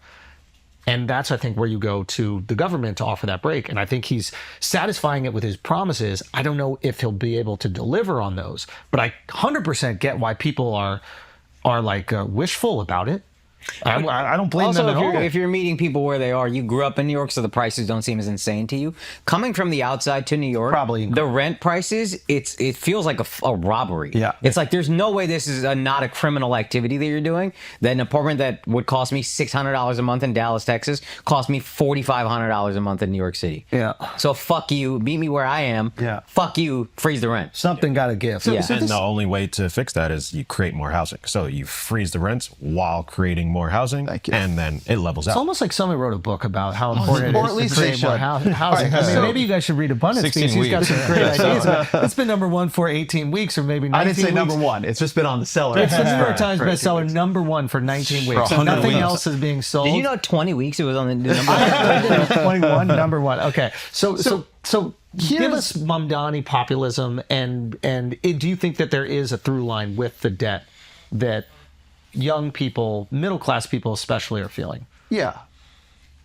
So, like, let's start just like with the populism, right? Yeah. Mamdani, like the point of almost every policy Mamdani has. There's this line I like from an old mentor of mine, Mark Schmidt, where he says, "It's not what you say about the policies; it's what the policies say about you." Mm-hmm. And you have all these like liberal politicians, and like I Brad Lander, who I really liked, and was like probably my choice for mayor. He's got like 75 pages. He's got like 70 policies, and they're all like 15 or 40 pages, but he doesn't have one or two policies that define who he is. Right, Build but for the Trump, wall. build the wall. Yeah. Right, it's like a policy. It says everything about him, Yep. like one, Yep. Tariffs. Yep. Right. Yep. It's not just a policy; it's also a sense that we're all getting ripped off, and Yeah.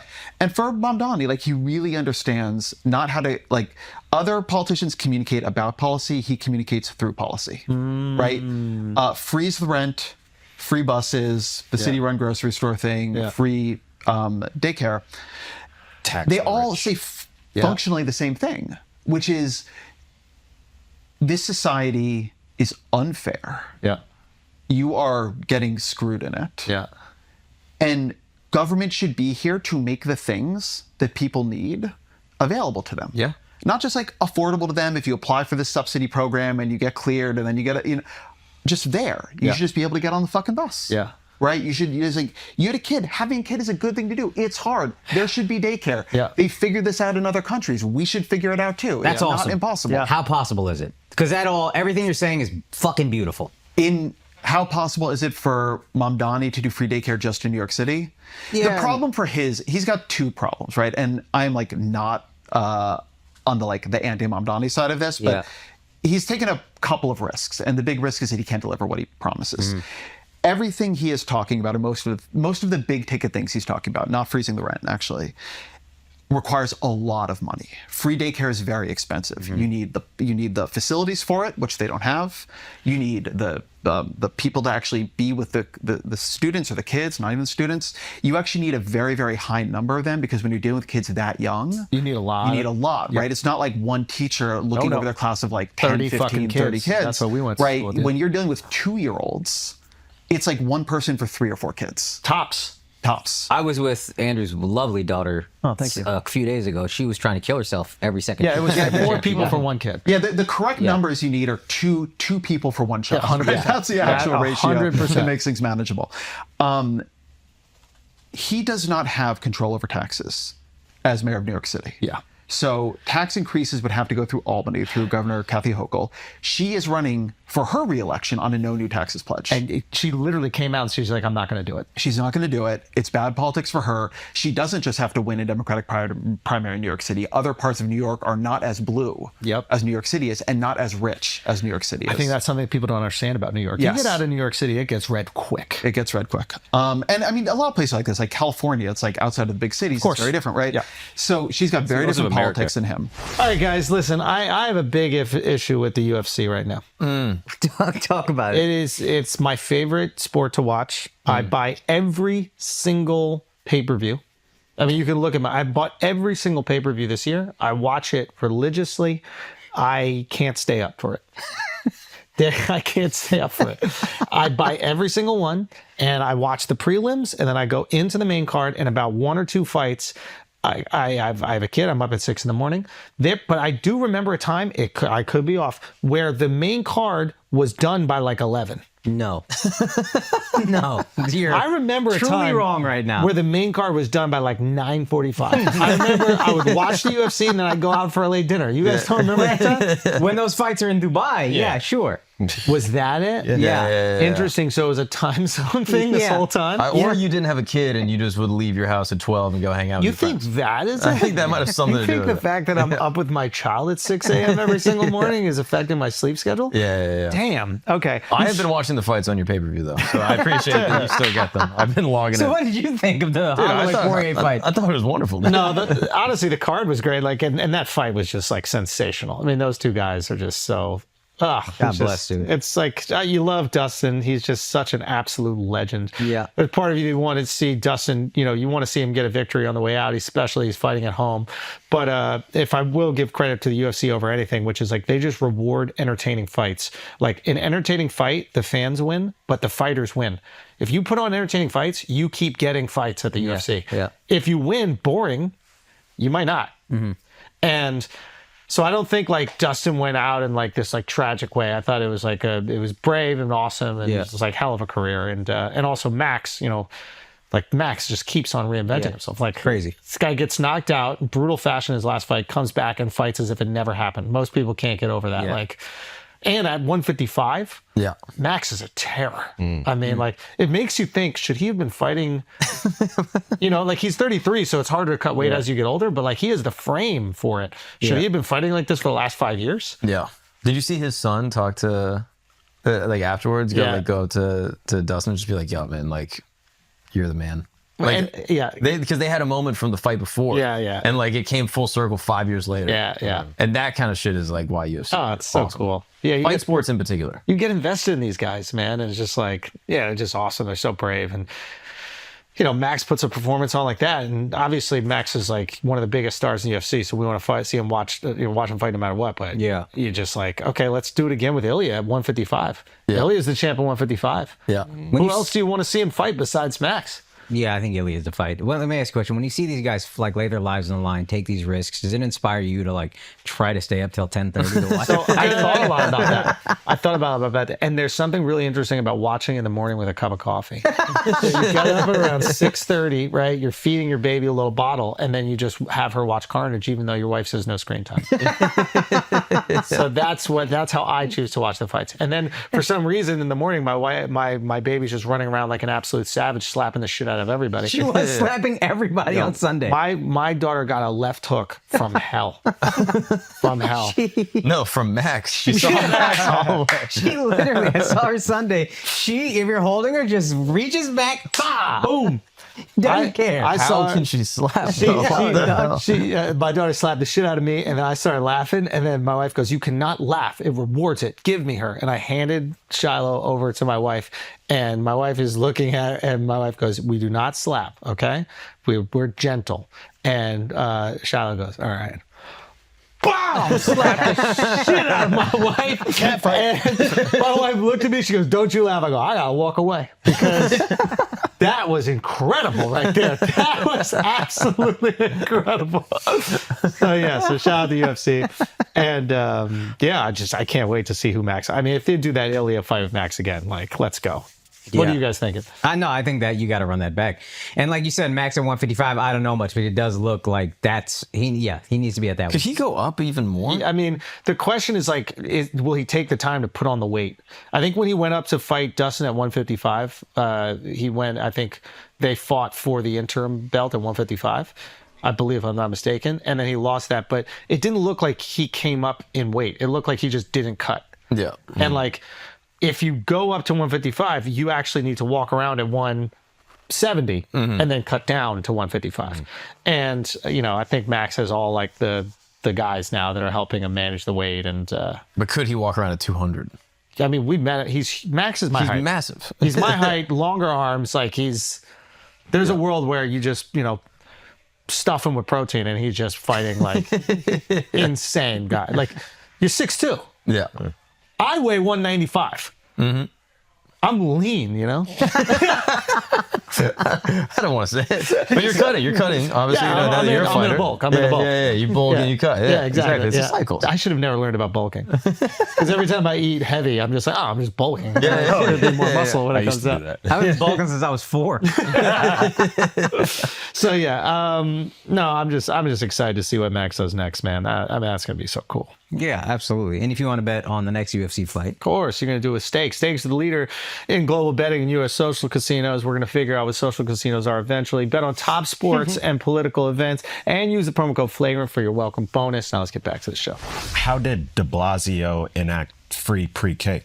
There is, so it was really hard. And he was able to get the taxes to do it. He was able to get it for $3K. It had to phase in over a series of years. My kid went to $3K. I mean, everybody in New York City, I wasn't here under de Blasio. I just moved here 2 years ago. You all seem to hate him. He seems like he was a pretty good mayor to me. Like, People 3K just turned happened. off the podcast right now. yeah, So I would like somebody to explain all the de Blasio. You just can't eat French fries. Like, there's certain things you got to be able to do. If you can't eat French fries, then, you can't be mayor of New York City. So anyway, I was not here and did not cover it, so I don't want to give you a good account of how he did 3K. There's a good New York Magazine piece about it from Bryce Colbert, I think it is, from a couple months ago, but I don't want to try to do it by memory. I just like to point out that it is doable. Like mayors can. Free daycare will be bigger and more expensive than 3K at a time when like the finances are going to be pretty tough. The other thing that I think it's totally obvious Mamdani will be dealing with if he wins the election is the Trump administration is going to look at New York City and be like Harvard. And they're going to try to break him. They're going to try to They're going to take all the money pressure from him they can. Yeah. They're going to use New York City as a site for ICE confrontations, right? Like, it is going to be very, very, very tough. And New York City, I almost assure you, is going to be dealing with very reduced federal money coming in. And with reduced federal money, you have no chance of doing these programs that are going to require. So he's got that set of problems. Yeah. Doesn't mean it's impossible, and doesn't mean something couldn't be done. And something like free buses are not that expensive. You could do free buses, right? That's not that bad. So sorry. I was going to say, with Trump in 2016, too, he ran on all these things, and people were like, oh, how did you guys not know he lied? He ran on overturning Roe versus Wade. He got that done. If you get one of the big things done, your base will be, I think, satisfied and be like, oh yeah, this guy got it done. If he gets free buses, if he can freeze the rent, I don't see him being viewed as a failure because he didn't do all the other things. I think how he'll be viewed will have to do with a lot of things that we can't even predict right now, depending on what happens. But so freeze the rent, right? Here's the other one. Freezing the rent is, I think, just really tricky. I've spent a lot of time talking to affordable housing developers. And if you freeze the rent for a year, fine. Freeze it for 2 years, fine. If you do a long extended rent freeze, you will make the construction of new affordable housing fall sharply. Like, why is that? Because it just, I mean, what you've basically done is you've taken, it's already not an incredibly great business to be in, right? It's a complicated business, there's regulation, right? Whatever. You are, I mean, what is freezing the rent, right? You are just saying that over an extended period of time, you're going to cap the amount that the people who own these places can make. That's going to first come out in repairs, right? And then it's second going to come out in new construction. If you just make any market less attractive to be in, then fewer people are going to go into the market, right? That's just going to be like hydraulic. If you look at Mamdani's housing policy, and Mamdani, who's like read abundance and talks about it on the trail, which I appreciate, has done interviews with my co-author Derek Thompson. He talks about new construction. His plans are around public construction, which New York City has not done a lot of in a while. You would have to figure out ways to do that much more cheaply than we've been doing it. Yeah. So, I'm not as familiar with affordable housing construction in New York as I am in some other places, but there's a great piece in the Washington Post recently about a DC affordable housing complex that was coming in at $1.2 million per unit. The same developer had built like another complex that was non-affordable, like next door or very nearby, and it was coming in at, I forget, $300,000, $400,000 per unit. We put in all these rules, and even if you listen to Mamdani, he'll say like, I believe we need a lot more housing, you know, so long as it accords with our environmental, our union, our affordability goals. And that's great. I want housing that does that. But what we need first is a lot of new housing. And the more things you layer onto it, the more expensive it becomes. And you don't have money, right? Yeah. And you're capping what the money could be. And that, I mean, that in a way too. And I understand. So my worry is about So my worry is that I feel okay with rent freezes so as long as you do things to make construction boom, right? So, if your rent freeze is like a temporary palliative thing while you're building huge amounts of new construction, great. Not public only. Allow private as well. You need both, right? The public. The amount of housing New York needs New York does not have how many construction workers does like this? I want to put this in perspective. There's someone that works with us here, Alex, and her friends were in a apartment that the sewer line just broke and there was just shit all over the apartment. Whoa. So they need to move immediately. And the amount of anxiety that she was going through trying to get an apartment in New York City. I mean, like, there was one that might have accepted their thing and they need to sign immediately on it. They need to get their guarantors. If they didn't do it in one day, there were 5 other applications that were going for it. This idea that, like, it's hard to get an apartment in New York is not hyperbolic. It is destitute. Like, it is hard to find a place to live, especially when you have a limited budget. So I get the idea that, you know, if you just let developers do whatever they want, they're going to develop $5 million apartments because that's where they're going to make the most money. Actually, I don't know the economics on affordable housing, but I imagine it's more when you're doing like 3,000-foot lofts. But if you find a way to get developers to put up affordable housing, not necessarily housing projects, but like units that people can't afford, and you reward them while also doing some public projects and freezing, then you might have a scenario. But you have to let the developers develop as well. And it seems like he's not. I want to give Mamdani some credit here. If it's not so much in his plans, but if you listen to his interviews and things he said, he talks about some things that would be really good, like getting rid of 2 stairwell minimums. Like, weirdly, we have a bunch of rules on what you have to put into buildings that make them much more expensive. Like, a bunch of these buildings, in most countries, you can just build them with 1 stairwell. We make it 2. It adds more than you would think. Parking minimums, right? He's like an opponent of like parking minimums in places where we still have them. That's good. I think that he's going to be pretty good at saying we have made it too hard. There's like too much red tape around construction. The place where I think he's going to struggle is where that comes into conflict with any other goal the left has. And the problem that liberals and leftists alike, Democrats of all kinds of stripes have when they govern, is that they don't choose between their priorities. They try to accomplish too much in every single project. and then the projects become extremely expensive. Yeah. One of the things that has been the least persuasive about the Andrew Cuomo campaign, from this perspective, to me at least, is that he was governor when all this stuff was being built at like the most eye-popping cost imaginable. Like, I give him credit, he did get LaGuardia done. It's beautiful. He did. I mean, the Second Avenue subway did in that phase of it get done. The Second Avenue subway was the most expensive subway per kilometer in world history. Yeah. Right? Like, it's not like this is just a problem of the leftists. Yeah. You have to choose, and you have to, like, in some cases make people mad, but you have to make it affordable. One of the things I always want people to add when they're talking about this stuff, when you're talking about free, is like, it should be free and plentiful, right? Oftentimes people talk about making something rather free, healthcare, buses, whatever. The thing that will happen correctly, right, if you make this thing free that people need, is more people are going to use it. And so the question is, how do you also make it plentiful so you don't get rationing, you don't get wait lines, you don't get deterioration in service, you don't have like all kinds of bad things happen. And that tends to be a little trickier, right? How do you do it? The left tends to be very willing to say, we're going to tax rich people and move the money over here. Fine, that's great. Like, I am supportive of taxing rich people and moving the money over here. Not Andrew, you can't tax him. Can I get, you know what I mean? Like, can I get some sort of way? I got guys on here telling to tax the rich. I should get some sort of tax cut for that. Oh, that's a good point. Don't you think? It's like more rich solidarity people, tax exactly. Like more rich people are going to get taxed because of me. Therefore, I don't have to pay the tax. I think that's nice. Yeah, I should it's get like tax- when you get 15% off for like a Referral fee. I'm the Yes. referral. Yeah. I need a tax. You know, when you want Hollywood to come make a movie in your town, okay, you get them tax benefit. That's what I'm I doing. also think this connects to the argument for taxes. I think people are not always just skeptical of higher taxes. I think they feel they don't get enough for the taxes they Yes. pay. And so if you begin showing people What that they you're get. being ruthless about making sure that their money is well I would spent, gladly pay. then I think they are more willing to pay more. I don't want you to move on from the point you're about to make, which is like, how do you make them plentiful? Oh yeah. So there's one of the arguments of abundance, right? Which is the big argument of abundance is we need to sort of refocus politics, in this case, sort of like liberalism, on the question of what do we need more of and how do we get it? And it's a big critique of like how we get on our way on that. But another way of saying it is that liberals, leftists, Democrats, whatever, tend to operate on the subsidized side of the ledger, right? They see a problem and it's like, how can we give you some money to make this easier for you? And that's good. But then we don't deal with the fact that in some cases, if we can't make then more of the thing, like say in the student loan situation, a bunch of that money is going to get pocketed, right?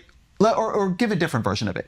If we pumped a lot of money into rental vouchers in New York City, that would just lead to landlords getting richer. Yeah. Not only, but there is not enough units. Yeah. And so this is called, there's a term for this, cost push socialism or something, where you subsidize something that you are otherwise constricting the supply of. And so what I'm saying is that the most important question is how you increase the supply of these things. If you're going to make the buses free, how do we have more buses?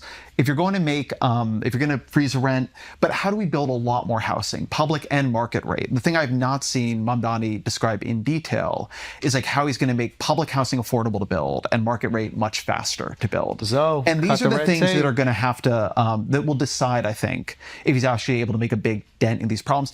And they're hard fucking problems, right? Gavin Newsom came into office in 2017. Who's that? California governor. Ah, yes. And he promised 3.5 million new houses. He knew there was a housing crisis, and he knew he would be judged in part on whether or not he was able to solve it. California got nowhere near that. And What'd they now, get? huh? How many I they don't get? know the exact number. but Probably negative after the fire. to be honest with you. I track if you are having more new housing built in California per month, because I'm a nerd like that. The new housing starts in January of 2025 were lower than in January of 2015. So it just didn't really go up at all. And Newsom has just signed in some big bills, right? He's getting more aggressive in what he's doing, and I'm glad he is.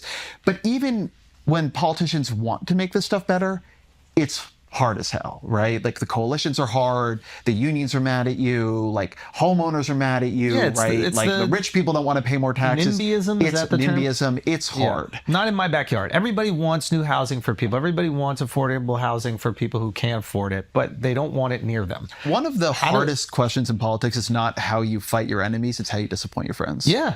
That's I think that's a great point. And That's it's like great. some of us are going to be disappointed. They're going to build some units near you. You're going to have to deal with the construction, and you're going to have have like a different economic level of people living there, and that's what it is. Yeah. Like, this is New York City. You should be fucking used to it. If you moved here from somewhere else and you're like, I just want to live in this bougie area, why are poor people living? You didn't move to New York City for the right reason. Yeah. Like, the point of this is we all grew up in these neighborhoods. How come that New are York City ever-changing. is changing? It's like the most dynamic city. This is the argument that drives me. This is how I know you just moved here. When you're like, oh, it's changing so much. It's like, I grew up in the East Village. St. Mark's was drug addicts, and then it became Japanese salons within my lifetime. So it's like, this is what happens to the city. It changes constantly. And if you grow up here, you understand that. And the people that move here are like terrified of this change. It's like, you don't get to decide what the culture of the city is.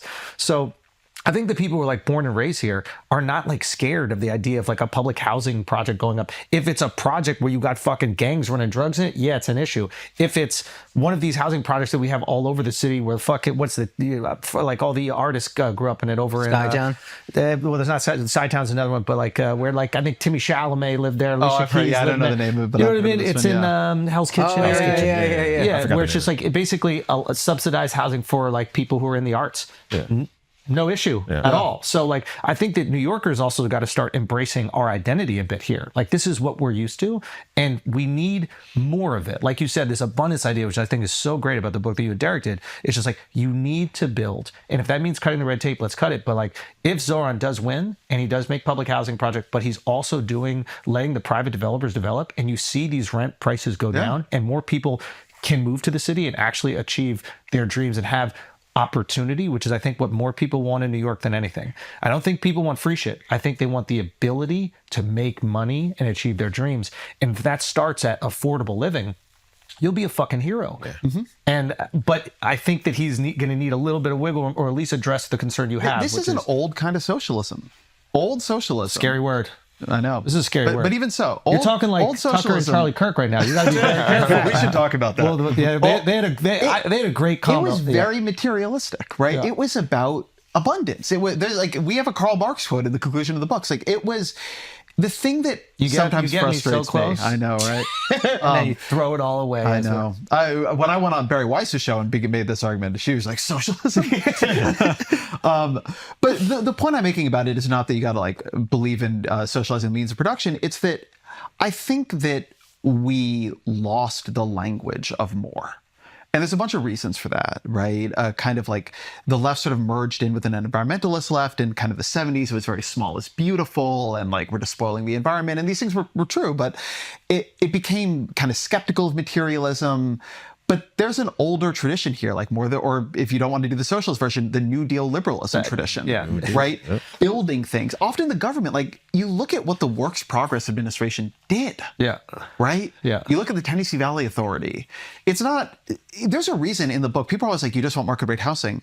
The two housing stories I do over an extended period in the book are both affordable housing, because the thing I'm trying to show to my friends on the left is that even the kind of housing you support and have no qualms with, you cannot build quickly or affordably anymore. Like, you can't deliver even the thing you are most comfortable delivering. And like, the point is, you should want to fix it. Like, I want to fix that. I want the government to be able to build beautiful public housing affordably and quickly. And they do in other places. Singapore, like, huge amounts of public housing. We talked about that. There's a little bit. That's a tricky one, because the government just owns all the housing. Like, people can't own their own houses there. Like, they basically do like a lease for 100 years or something. Yeah, but I'm just saying that they have the capacity to build things, right? It's a state capacity question. Or I can do the high-speed rail in California version, right? Like, other places can build this stuff. I understand the point you're making. And I guess alleviating some of that red tape is what will make this possible. It's not just red tape. It's also, I mean, it's also building the capacity of the state itself. You have to, I mean, we outsourced so much over the years.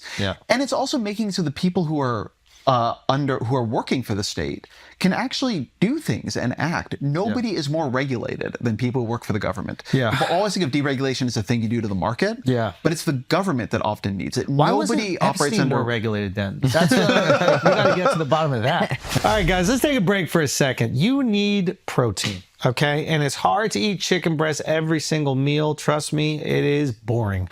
So you probably also need a little protein powder. And the most trustworthy, purest protein in the game is made by Transparent Labs. It's It's this thing right here. Their whey protein isolate is sourced from grass-fed cattle, raised humanely and without the use of growth hormones or hormonal agents, and contains absolutely no artificial sweeteners, food dyes, or fillers. I can't tell you how important that is. A lot of you guys are getting these protein powders. You don't even know where they're from. You don't even know if it's actual protein in there. You're getting them from some crazy country. You're ordering it online. You can't trust anything with it. This, the exact opposite. Heavily scrutinized, the best in the business. Every batch of their isolate protein is tested by a third-party lab for purity and potency. And you can find all their test results in the footer of their website. So you know they're not bullshitting you. It's also certified by Informed Choice and Informed Protein to meet the highest standards for athletes and consumers. And once you try and love their protein, which you will, get their other supplements, because every single Transparent Lab supplement features science-backed ingredients in clinically effective doses. So go to transparentlabs.com, use the code FLAGRANT. You're going to get 10% off any purchase and a free whey protein variety pack, so you can try their 5 best-selling flavors of protein for free. That's transparentlabs.com. Use the code FLAGRANT, supplement smarter, and make the switch to Transparent Labs. Now let's get back to the show. All right, guys, we got to take a break real quick, because if you are looking for an easy way to take care of your mental, physical, and emotional health, you got to make Cornbread Hemp's CBD gummies a piece of your wellness plan. I can tell you right now, my wife, I love these just because they're gummies and I'm fat. My wife actually has really bad, like, clinical anxiety, OCD. That's why I keep having to buy her purses to just calm her mind and shut her up. But you know what else truly helps is Cornbread Hemp CBD gummies. She takes them, they help. She does the other stuff too, but this is a part of her wellness plan, whether it's stress, discomfort, or just needing a little relaxation. The CBD helps, dude. And Cornbread Hemp uses the best part of the hemp plant, which is the flower, and that makes for the purest, most potent CBD. As fun as weed is, you can't just walk around high all the time. It fucks you up. So that's why you got to implement these Cornbread Hemp gummies. And right now, Flagrant listeners can save 30% on their first order. Just head to cornbreadhemp.com/flagrant and use the code FLAGRANT at checkout. That is cornbreadhemp.com/flagrant and use the code FLAGRANT. Now let's get back to the show. I think this brings us to like an interesting conversation that I saw like Charlie Kirk and Tucker Carlson having, and I think it was Joey that pointed this out, where there's this kind of horseshoe theory happening where the left and the right are coming to the same conclusions about what's happening in the world. They're coming to the same rhetoric, not the same. Okay, fair enough. They're coming to the same rhetoric, and this maybe holding the same like institutions responsible. No, play this clip. Can we play it for a second? Because Mark, can you just text it right now? You showed this to me, and I feel like I almost lost my mind. Because, and I'm not bringing this up as a criticism of them. I'm bringing it up as them understanding that there are concerns that the people have that need to be met, regardless of what party you're in. And they seem to be echoing certain sentiments that I think that you would agree with, even though you guys might be diametrically opposed when it comes to your politics. There is always, if you listen to the way people are critiquing what's gone wrong, it always seems like there should be room for agreement. Why you don't get to that agreement, we should talk about. But just play it. This is like enjoy things now and pay for it later. It is a. You know what I don't like about conservatives, and I am one, is that it would never occur to some of them that there are two sides to the story. It's like immediately, they blame the people who are buying Coachella tickets on credit. Which I get. You shouldn't buy Coachella tickets on credit or your pizza or your Whole Foods order. I totally agree with that. That's stupid. But it doesn't occur to them that there's another side, that the people loaning the money are taking advantage of the dumb people borrowing the money. That both are culpable. And by the way, I think the people with more power and more wisdom are probably more culpable, act morally, than the people who are, in other words, like, are we matter at the drug user or the drug dealer? And then also, typically the dealer, but conservatives look at all economic arrangements and they never blame the dealer. And I don't know what that is. Like, how about we'll blame everybody? It's bad. I think the reason, and it's a tick within the conservative movement, is that all of a sudden we're Marxists if we do that. And I think that no, I'm not saying, I don't believe that. No, but you're absolutely right. It's like I'm a racist if I don't like mass immigration. Well, I don't like mass immigration, but I'm not a racist. I don't like this, and I'm not a Marxist. Like, It's just name calling to stop you from raising the question. It's thought terminating cliches, is what it is. So good, right? It's stop thinking it, because we're gonna terminate your thought by calling you a Marxist or whatever. And do I think this should be illegal? I don't know. Probably. I need to learn more about it. All I'm saying is I am here as a messenger of the next generation. I'm telling you, this is bad. this generation can't own anything. They owe so much more money than generations prior. This is the most indebted generation in history. And I double checked that. Gen Z owes the most money in any history, any generation in history. So we wonder why then all of a sudden, hey, you want to go buy a home now at the age of 38, your credit score is destroyed. Your spending habits are terrible. You don't want to save and you don't think you should save. And you know what I hear from some of them is they say, well, why should I save when what I saw around me is that you need to get into this economy and spend because the savers got wrecked in 2008. Tell me what you think. So the thing that just drove me crazy about the middle of that, because neither Tucker nor Charlie are stupid or uninformed. Yeah. It's like when they're like, well, why don't we take seriously that you have predatory lending? There's an agency. It's called the Consumer Financial Protection Bureau. It was started during the Dodd-Frank post-financial regulations. It was Elizabeth Warren's idea. It was full of people basically doing that thing, regulating the way credit cards are used and marketed, trying to give people information about things, regulating scams. And the Trump administration came into office with like the support of Charlie Kirk and Tucker Carlson, and they burnt the CFPB to the ground the way they did USAID. Right? People didn't hear as much about it, but we actually have people who've been worrying about this. And like, you can debate, how, like, there are hard trade-offs here when you're talking about putting Coachella tickets on credit. You're talking about credit cards. People aren't like going and taking out a HELOC loan to get a Coachella ticket, right? They're putting it on their credit card. Do you really want the government regulating what people can, put on their credit card? Like, I think that's tricky, even for me as a liberal. But we do have, like, it's not just that conservatives won't think it, they won't think it. The administration they support destroyed the regulator that was trying to work on the thing they say they're upset about. Very fair argument. We got our finger wagging out. We got our I told you so out. Now let's just address what's happening emotionally, because I think they're reacting to what people are feeling. So now this is the opportunity to build the coalition. What do you? You're going to run someday. I'm not. I don't want anything. I have no interest. Finally, a person who can bring us together. No. I just think that this is good. You make a good point. I think it's a fair point. I think that they should also. I just want to say I'm not point scoring. The reason I say this is not because I don't want to find common ground. I'd love to find common ground. It's that I do think there's so much rhetoric happening in politics at all times, and the question of what is actually being done. Yeah. And like, do people know about it? I think that's it often diverges. I think that's probably frustrating for you. It's very frustrating for me. Yeah, because I think that like you, and it's one of the reasons why I love talking to you is because you really understand like the instruments of politics. And he actually knows what's happening. Yeah, you understand the policy and you understand like how these things do affect people. So I'm sure you hear them talking. So to the common ground side, what are they speaking to? Rather, maybe there is a crisis of indebtedness and unaffordability. There we go. And those two things are very related. Okay.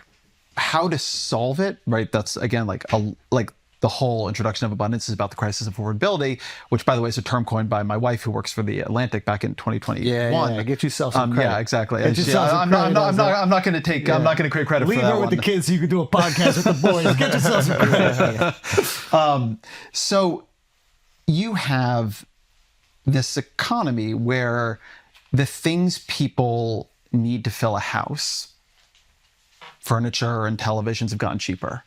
And the things upon which they build a life have gotten much more expensive. Beautifully said. Hey, give us an example. Healthcare, elder care, child care, higher education, housing. You could name a couple others. Energy is more complicated than that, but those are big ones. And the biggest one is housing. It's why I focus a lot on housing. That is the biggest item in most people's budgets. But healthcare is the most desperate item in people's budgets. And when things get bad, healthcare really bites, right? Education, like these are things that if you don't have it for yourself or your children or someone you love, you will mortgage everything. Yeah. You will go into any amount of debt, right? And part of what's going on there is we don't have enough of the things, right? Housing is in the places where people most want to live. We don't have enough houses, and that has meant a incredibly large wealth transfer to people who own homes and the people whom those homes will be passed on to, right? There's one of the problems is not just that you have you have this growing problem of also dynastic wealth. I've had more libertarian economists tell me, like, I don't understand why you're so upset about dynastic wealth. Can you explain that? Wealth just going down through families, right? I've had libertarian economists say to me, I don't understand why you're so upset about the home owning. Like when looking at charts about Gen Z home ownership or millennial home ownership versus boomers, it's like that problem is going to solve itself. The boomers are going to die. And then pass all of their shit to the next generation. That's not like how you build a fair society. Right. That it goes down the cord of dynastic wealth. So the Republican Party, which I think, and this is, I think, good, it increasingly represents people who are working class. It increasingly represents people who, don't have college educations. And particularly in 2024, it won a bunch of young voters. All of a sudden, there's pressure on it and in it to answer those to do problems. something about this. My frustration is often I feel like they weaponize very real concerns and turn them on weaker people. Like J.D. Vance will say really smart things about the housing crisis and then blame it on illegal immigration, which is just not what it is. But it's an easy scapegoat. And that's not to say that there aren't problems with immigration, absolutely, but it does become this easy scapegoat that you can feed to the base, and the base feels satisfied. They think things are going to change, but it might not actually accurately address the problems they have. It exploits the issues rather than exploits the issue and uses it. I mean, this is a problem of when you have scarcity, that's like a really good breeding ground for resentful politics, right? And it's one reason I think liberals should be very attentive to alleviating scarcity where we can. But the thing that they are getting at there, which is people are going into a lot of debt in order to not just afford the very big things, but increasingly afford the small things, like that's also true. And there's a question of how tightly we want to regulate financial products.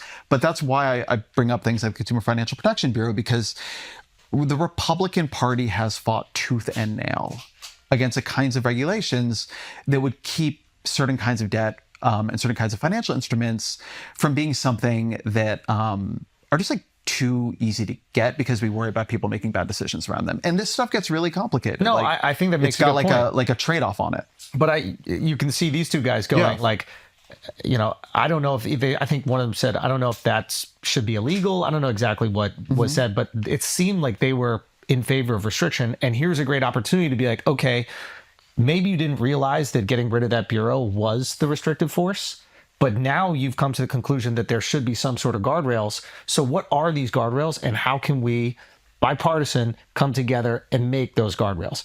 And this is where I get concerned because I think there's a lot of times where liberals go, you fucked this whole thing up. And it's like, okay, you fucked it up. How long are we just going to sit here and go, you fucked it up? Well, let me it's like your doctor going, you smoked cigarettes for 40 years. Yeah. And it's like, you have lung cancer, but you're going, doc, I know I fucked up.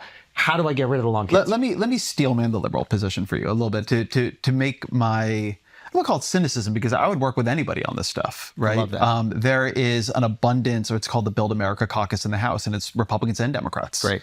Right? And it's a thing I really try to do on my shows, like have Republicans on.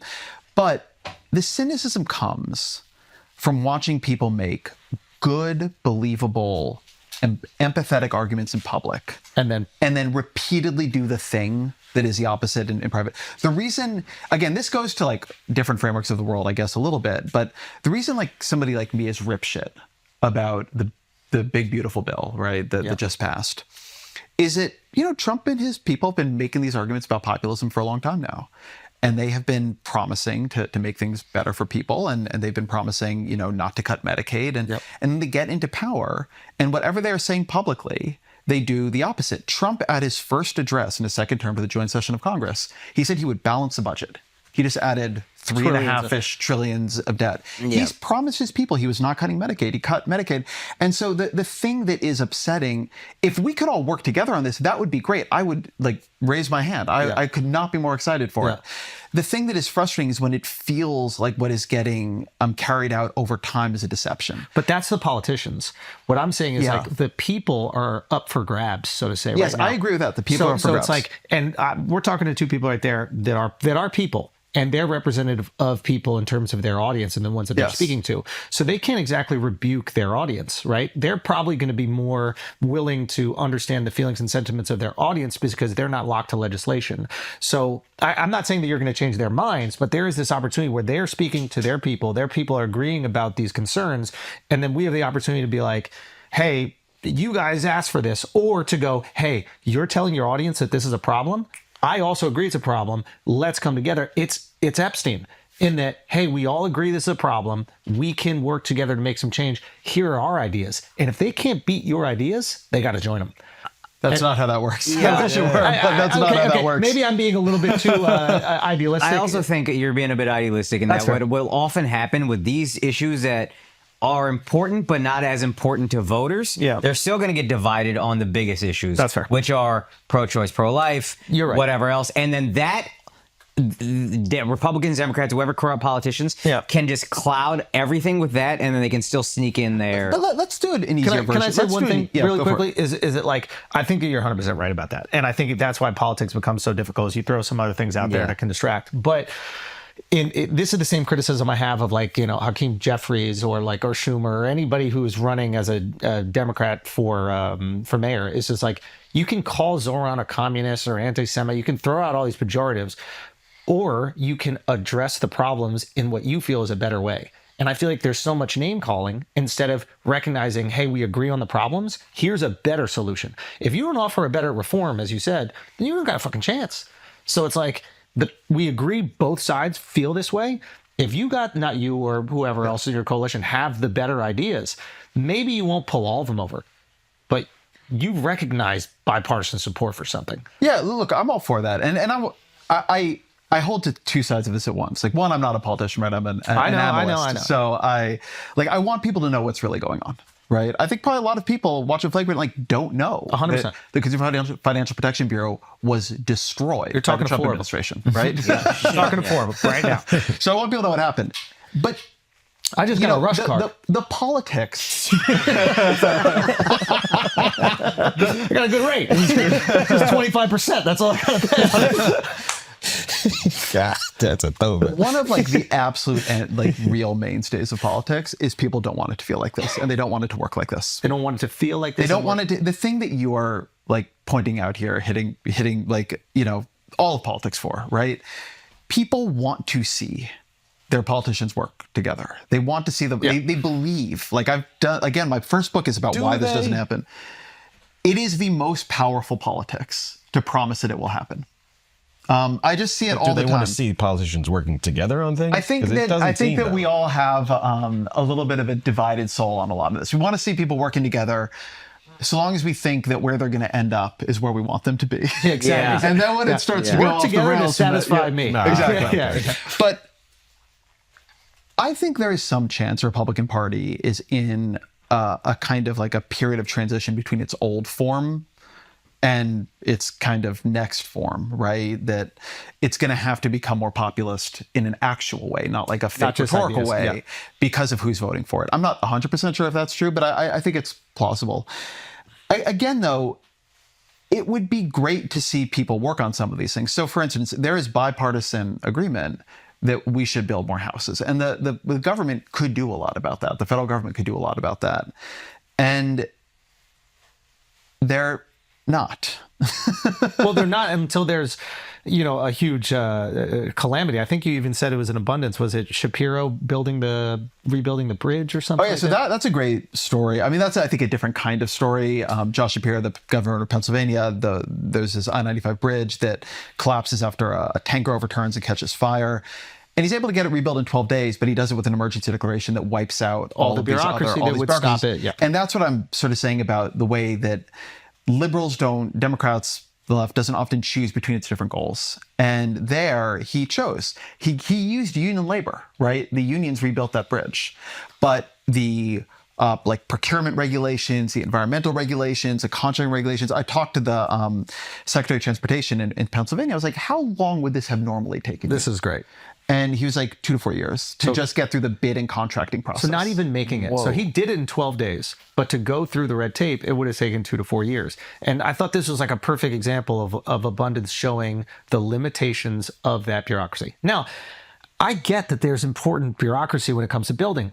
I renovate an apartment in New York City. I fucking flooded my downstairs neighbor. And that's with all the bureaucracy. Yeah. If there was none, we'd be living in a fishbowl. I know for a fact. So I understand, especially in a city like this, you need some guardrails because there's some people that are not going to care about their neighbors. In Texas, the lack of regulations, they built that camp on the flood sites. Yep. And you can have something like that happen. That is the cost. Let me go also to the thing you were saying earlier in different way. So there's a question of, can the parties work together on things? And weirdly, like, this is my whole first book, which is really motivated. I'm a policy reporter, like, going back, right? I covered the Affordable Care Act and the financial regulations and all this shit. Flex, bro. I would always notice at the beginning things would feel bipartisan. Like, I would go to these meetings at think tanks and be the left and the right experts, and they would be talking about how they could build something they both like better. And by the end, it'd be viciously, like, relentlessly partisan. And it's all about kind of untangling the system behind that. But the very core reason is that when you've got two very polarized parties that compete with each other for elections, in the end, they do not want the other one to succeed, to get a win. Yeah, because getting a win. So there's something to that. Yeah. But I think there's some other. There's another dimension of this which is worth it, which is, it is really important to signal that you understand, like, why people are mad at you and why they're disappointed in you. Right. That's another way of kind of building that ground. So, one thing that Donald Trump did really well when he ran for president in 2016, he's kept doing, is he ran then as a critic of the Republican Party as it existed. Yeah. And you can, argue about how much he delivered on that, but part of that was on things on the right, like immigration. But the Republican Party was trying to cut Medicare and Social Security, and he's like, we're not doing that anymore, right? He moderated on that. And he's done that on, and on the wars, right? On the Iraq war, right? He, like, ran against the Bush administration's foreign policy legacy. Yeah. One thing Trump said to people was, I know why you don't like us. And I also don't like us for that reason. And it's so validating. And one of the arguments of abundance, one of the political arguments of it, and I believe this substantively, I'm not just, like, doing this political case, but to be trusted and to win over people they've alienated, Democrats have to make clear they understand why people think government is inefficient and sucks. You ever go to a restaurant and you ask the waiter if the meatloaf is good, and they go, the meatloaf fucking sucks. Don't get it. Whatever else they recommend, I trust. Yep, totally. You won my trust. You were honest about your own institution. And now I'm like, oh, you're on my side. You're not on the side of the restaurant and making the most money. If I go to a restaurant, I ask the waiter, what's the best thing on the menu, or what's the thing I have to try, and they choose the most expensive thing, I'm like, fuck you. You just want the biggest tip. Or everything. Yeah, it's all good. Everything's it's like, good. Okay, thanks. Exactly. So I think you're making a great point. It's like, that's how you build the trust of the people. You acknowledge the issues that you have. Obama did this, right? Sorry. But then one thing I just don't understand is, why do people continue to trust Trump?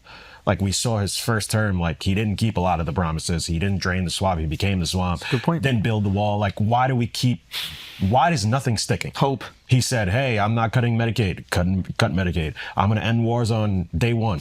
Wars are I still think going Ezra on. touched on this earlier. Why do we keep... And that's a good point, Al. Go. I didn't like a lot of whatever, but I didn't think, what I thought could be possible is what Ezra touched on, which is the government got in his way.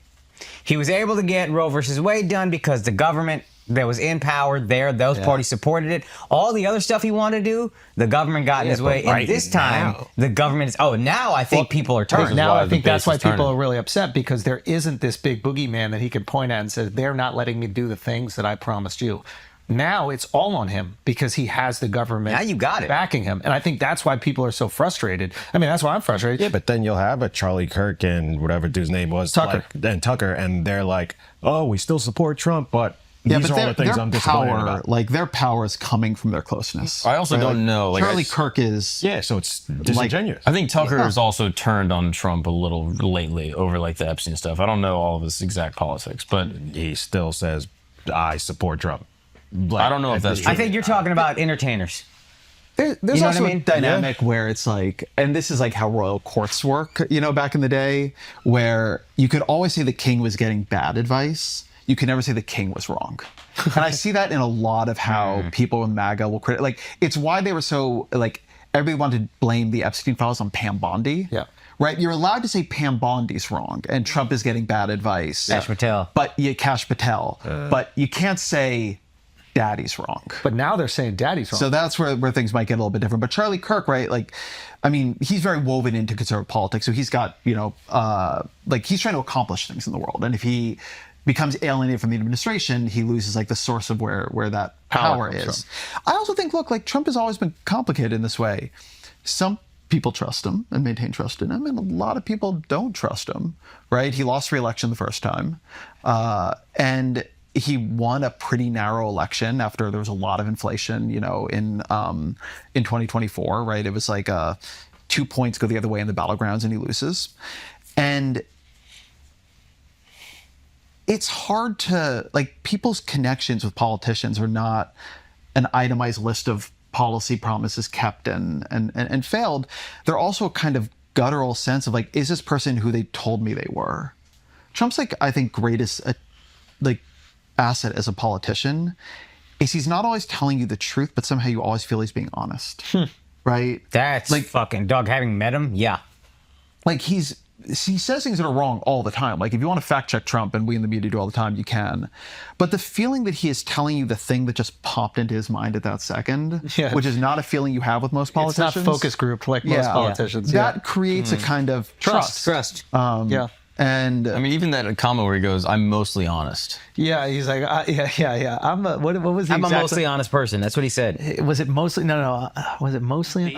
I'm basically an honest person, or something like that. And I just Like fucking he said that died to laughing. our faces. Yeah. And that is such an authentic thing that That's I think the most honest thing you can say. It is weirdly because like nobody is 100% honest, so it might be the most honest thing he's ever said. You know what I mean? But he's implicitly No, saying I think he's exaggerating on how honest he is. Fair enough. But then when we call him out for evading a question, then he's like, "Oh well, I do this thing called the weave." Like he created that talking to us because we called him out that he was avoiding the question. But there is that is a great point about building the trust, because you definitely feel that. You're like, yeah, he is going to go out there, he is going to stop these wars, he is going to reduce the budget, he is going to do these things. And now that he doesn't have the boogeyman and he's not doing these things, he's starting to feel part of the institution. Yeah, so he's going to lose trust. The question is, can Democrats rebuild themselves into something that can pick it up? So right now, they are incredibly unpopular. The Democratic Party, it's like its reputation is like at a nadir. and internally divided. It's not like in the polling right now, it's not looking like parties did when they had huge midterm wins, right? In the past. It's a little, like I saw a poll yesterday, that the Democratic Party is a little bit less popular than the Republican Party. Some of that is Democrats frustrated by their own party's like inability to stop all this, and so like they'll vote with Democrats or just mad. But some of it is that Democrats like kind of lost the plot a bit. Like, what do they stand for? Who are they? How do they win people back?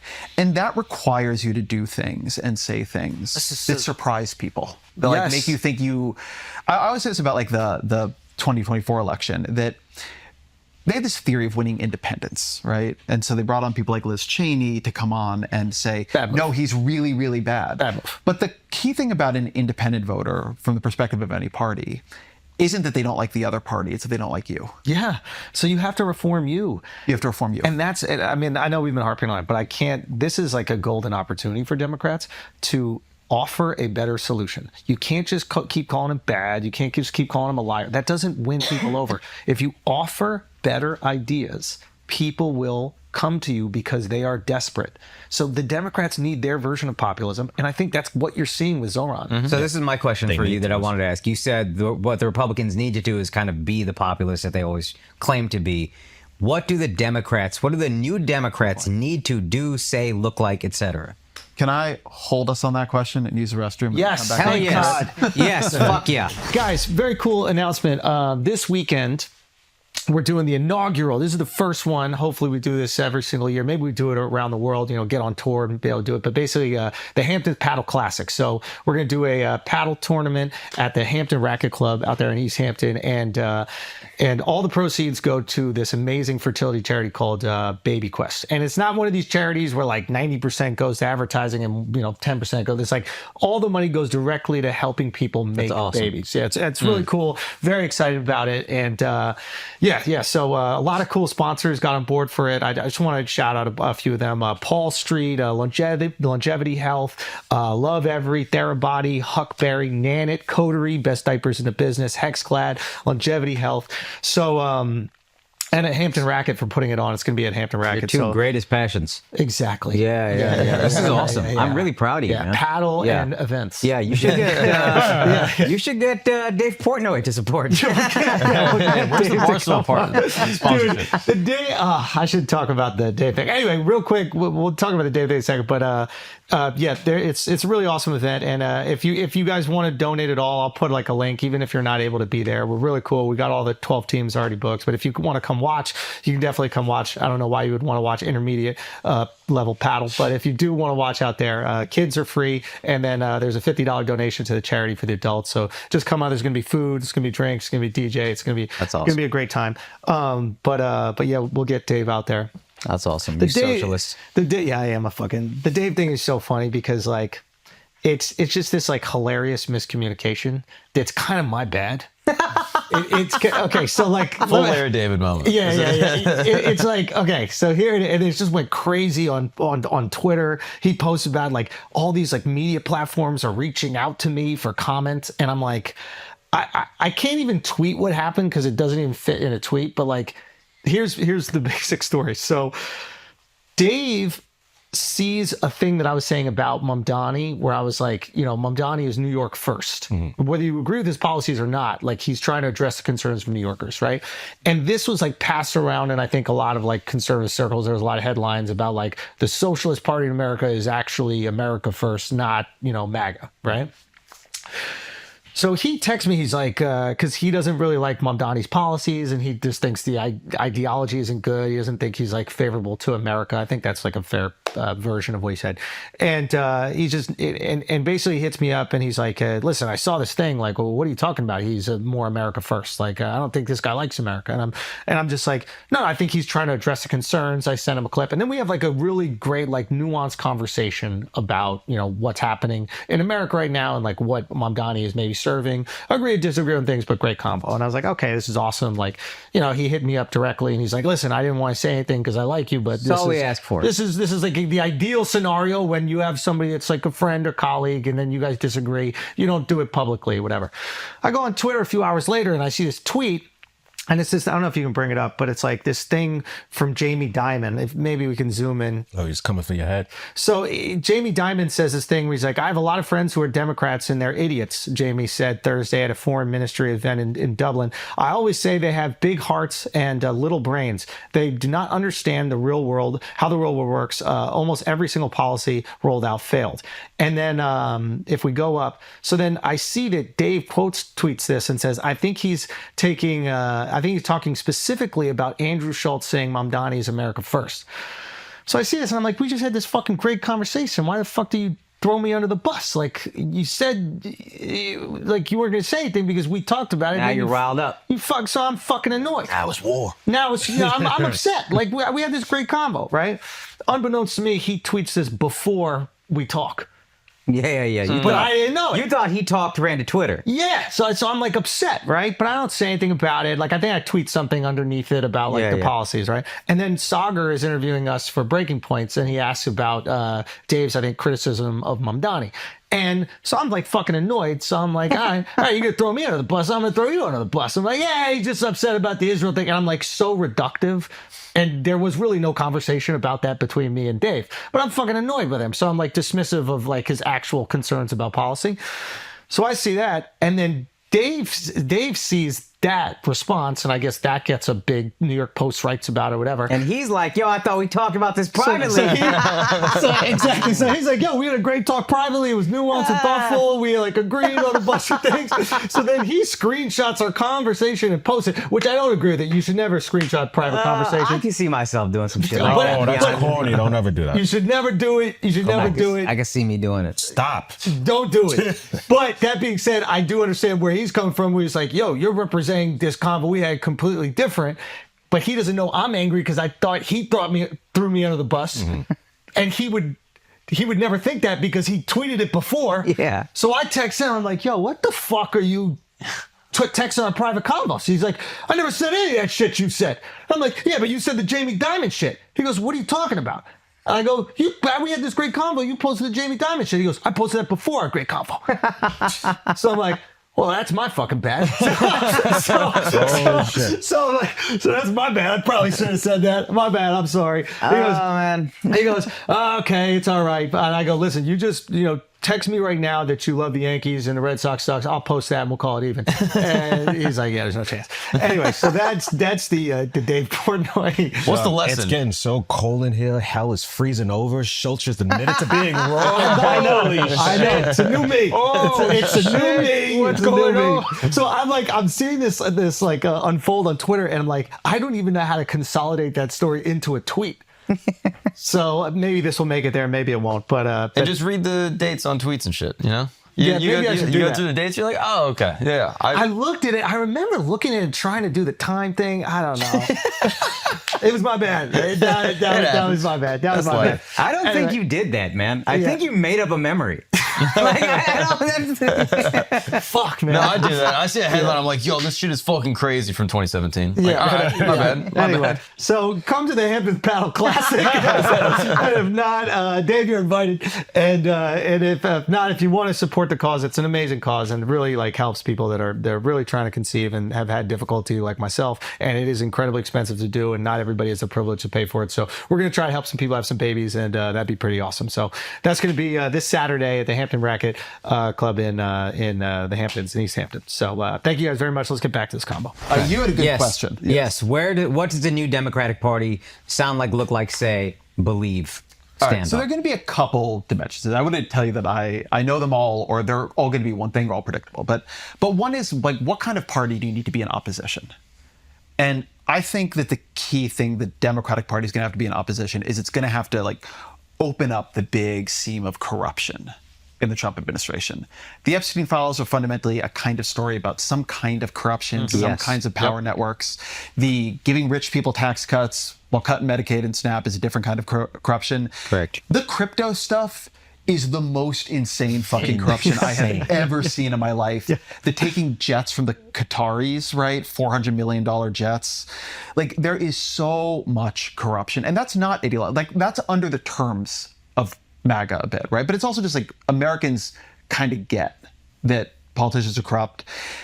I saw somebody actually doing it. We were sort of talking about this earlier, but I think we found this like clip of John Ossoff where like I saw this and I was like, that's it. Like that's what they're going to have to do. All right, I'm excited to see this. Ossoff is a Democratic senator from Georgia running for re-election this year, big race. Okay. But just like really has gotten strong as a communicator. See, I get why people voted for him. Because even before he came on the scene, America had the most corrupt political system in the Western world. It's been running on corporate money, secret money, billionaire money, both sides. And it's worse than ever now. Citizens United was the worst court decision in modern American history. God damn. facts.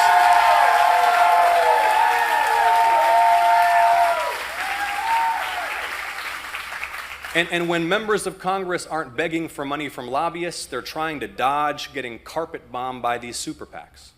Senators get threatened every day with millions and millions of dollars of attack ads over the votes that we take. And see, this is why nothing works for ordinary people.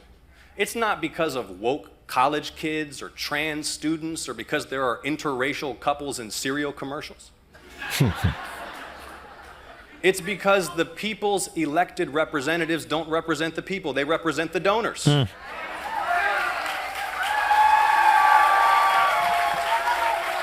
And that corruption is why they just defunded nursing homes to cut taxes for the rich. Corruption is why you pay a fortune for prescriptions. Corruption is why your insurance claim keeps getting denied.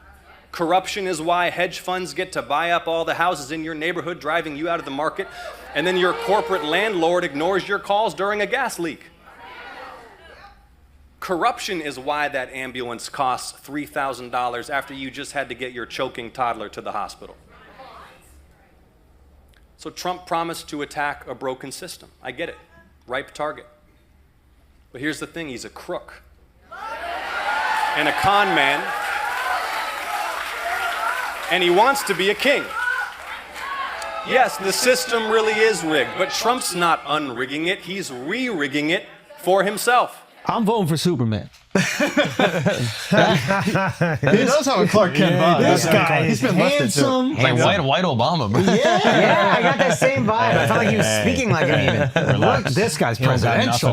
Yeah. As I said, it's not often I see one clip and I move somebody into my like 2028 bracket. If this guy is on the Nelk Boys, I think he'll win. I think he has a chance if he goes on Nelk.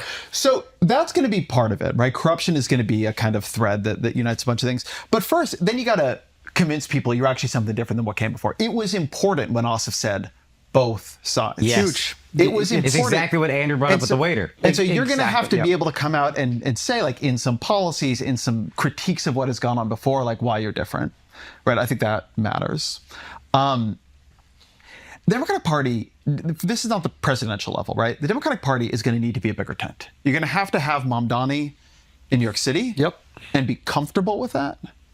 And you're also going to have much more conservative candidates, particularly culturally moderate candidates, the Democrats have been comfortable with in other places. Like if the Democratic Party is going to win the Senate again, it needs to win in places like Kansas, Ohio, Missouri. And the Democratic Party, I mean, not long ago, used to run pro-life candidates, right? I'm pro-choice, right? But you got to win power.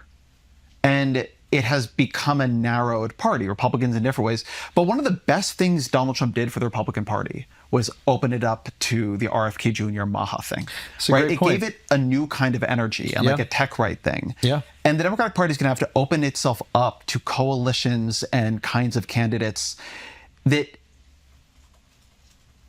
do not tick every single box. Yeah. They have been making people tick for a while. 100%. And because they, like, if you don't win power, none of it matters, That's the right? thing. Like, you could have virtue, you could have your purity test. if they had won, 6 House seats that they did not win, like the big, beautiful bill never has a shot. It never goes anywhere. And people need to think about this when they're doing the finger wagging. Yeah, so there's that. And then I think, and this is like actually to solve problems, it's not the case that the only problem in life is corruption, right? Like the point of abundance, which is concerned about corruption, although there are a lot of kinds, is also just like you have to have a vision of the future and then be pretty ruthless in getting there. So one version of this is that Doge was a good idea. Somebody should try it. Yeah. Right? Like, I wish it had not been like a slash and grab operation, trying to burn things like USAID to the ground, not cutting money in the Pentagon, but actually making the government efficient in a way that is relentless and willing to break glass. That is worth doing, just yoked to good ideas and values rather than bad ones. Sort of similarly, I think Democrats need to sort of reemerge as the party that wants you to have more. Yeah.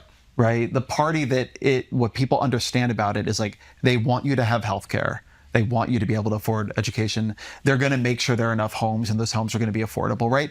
Like an old school, and they want good public infrastructure. But can they do that if they're attached to the donor class in the same way the Republicans are? Some of it they can, some of it they can't. Some of it is going to require leaders to arise who are willing to put that class in its place. Yes. Right? Donald Trump has done a lot of things the Republican donor class, so to speak, doesn't like. Yeah.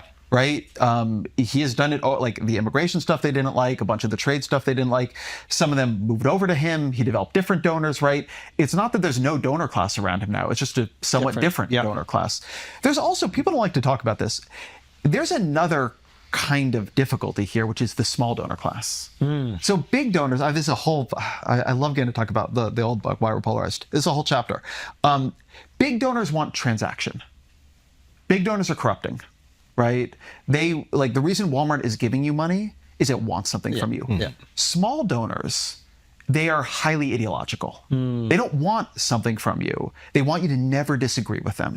They want you to say the things that excite them. And they want you to act in a way that often turns off people that aren't like them. And so you have kind of two donor classes: big money that wants something from you, and small money that wants you to act in a way that normal people find weird. And like that's true on both sides, right? The small money on the Republican side, like, loves things about how the election was stolen, right? You know, like the big donor problem Republicans have here is, I'm sorry, the small donor problem Republicans have is that it pushes them into really, really weird rhetoric and positions. I mean, it would be good if we had some actual fucking public funding in this country, right? he was talking about Citizens United, which is a very bad decision, right? Where corporate money is counted as speech, and so it can kind of be unlimited in a lot of forms of politics. Behind that decision, way back, is a decision called Buckley v. Vallejo, where the Supreme Court decided to count money as speech.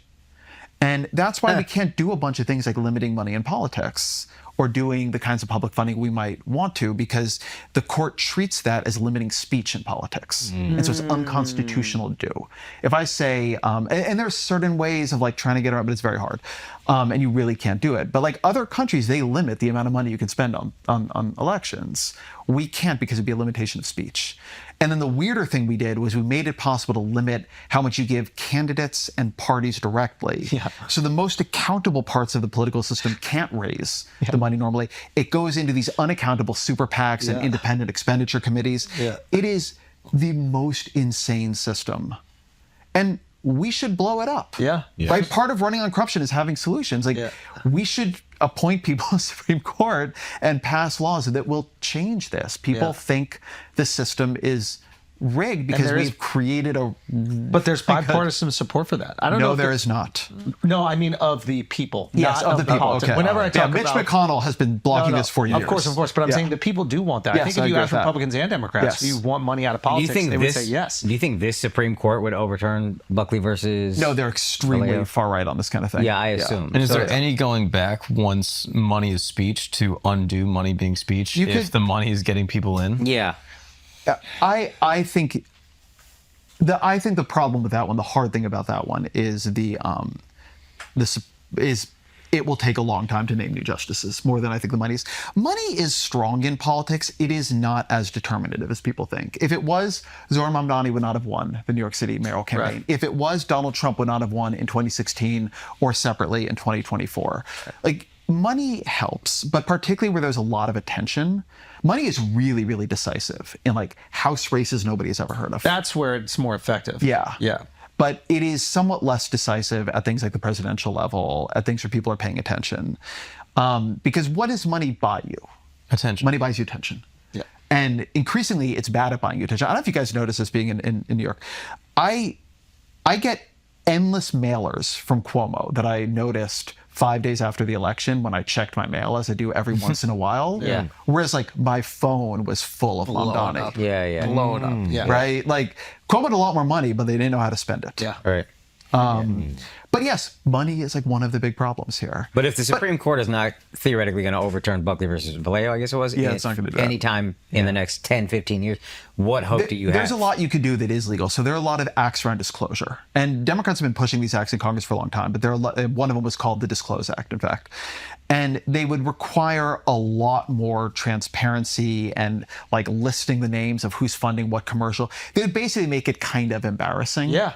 I love that. Doing this. Yeah. So there's a lot of that. So accountability. Yeah, there's accountability. There are ways to do things like matching donations where you can help people who are not raising a ton of corporate money.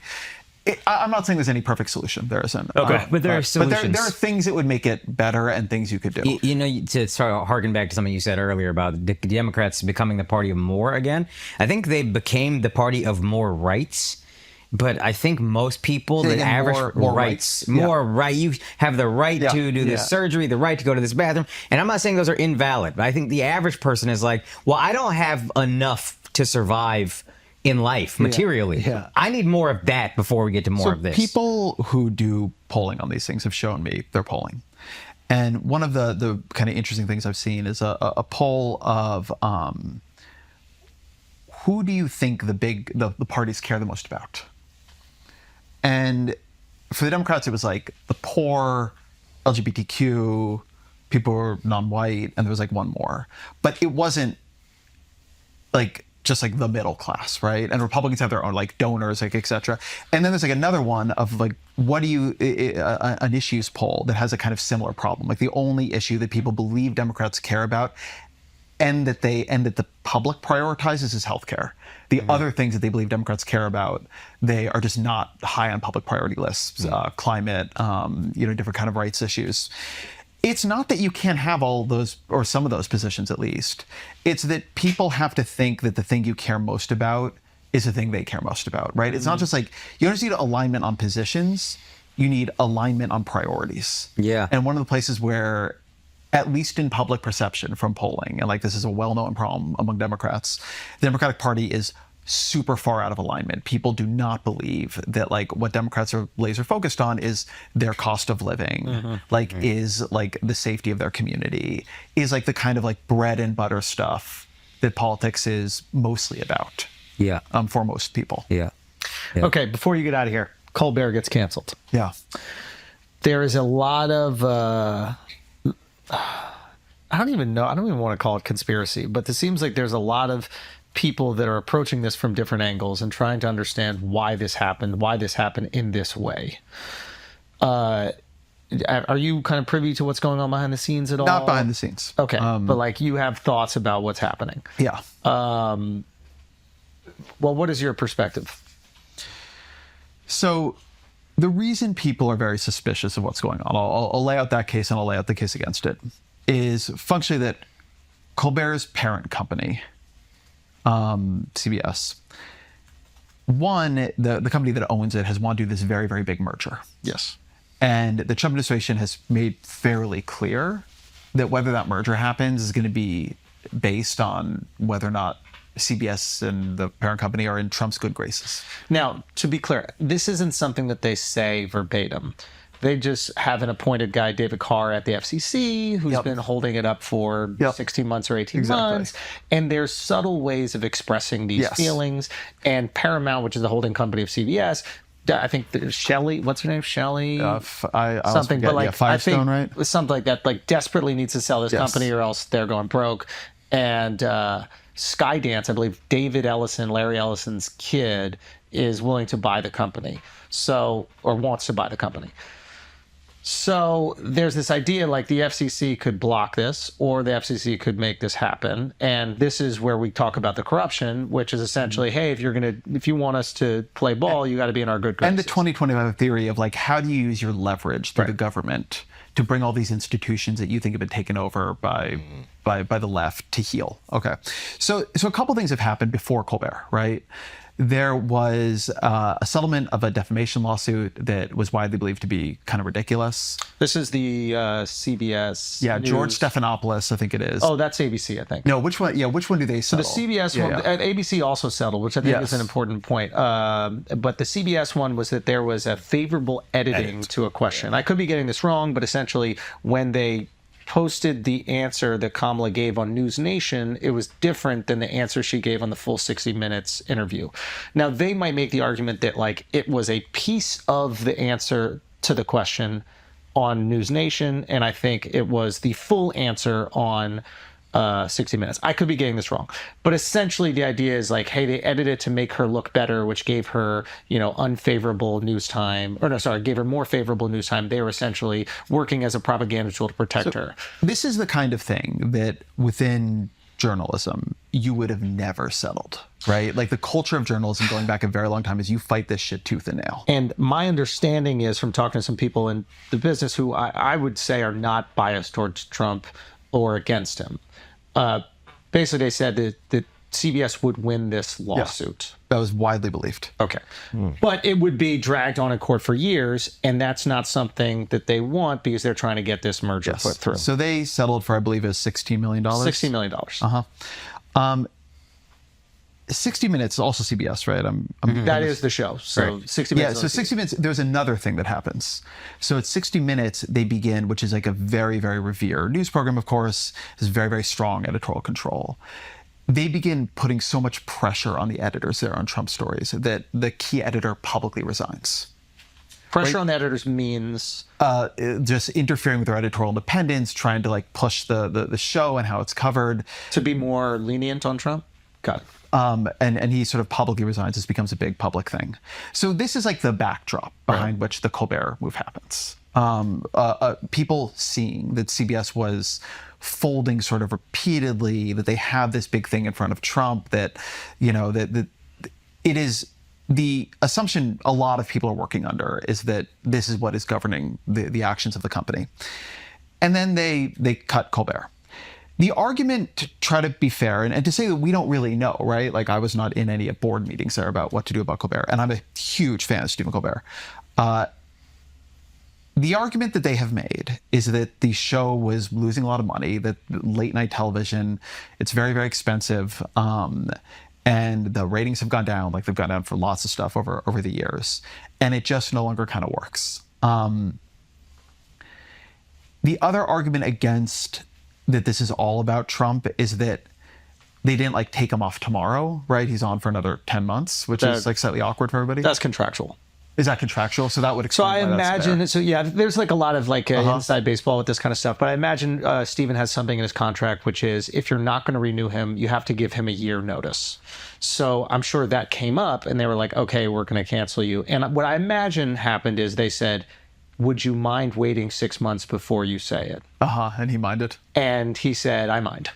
And he went out that day, and he said, "They're canceling us." So because if it waits 6 months.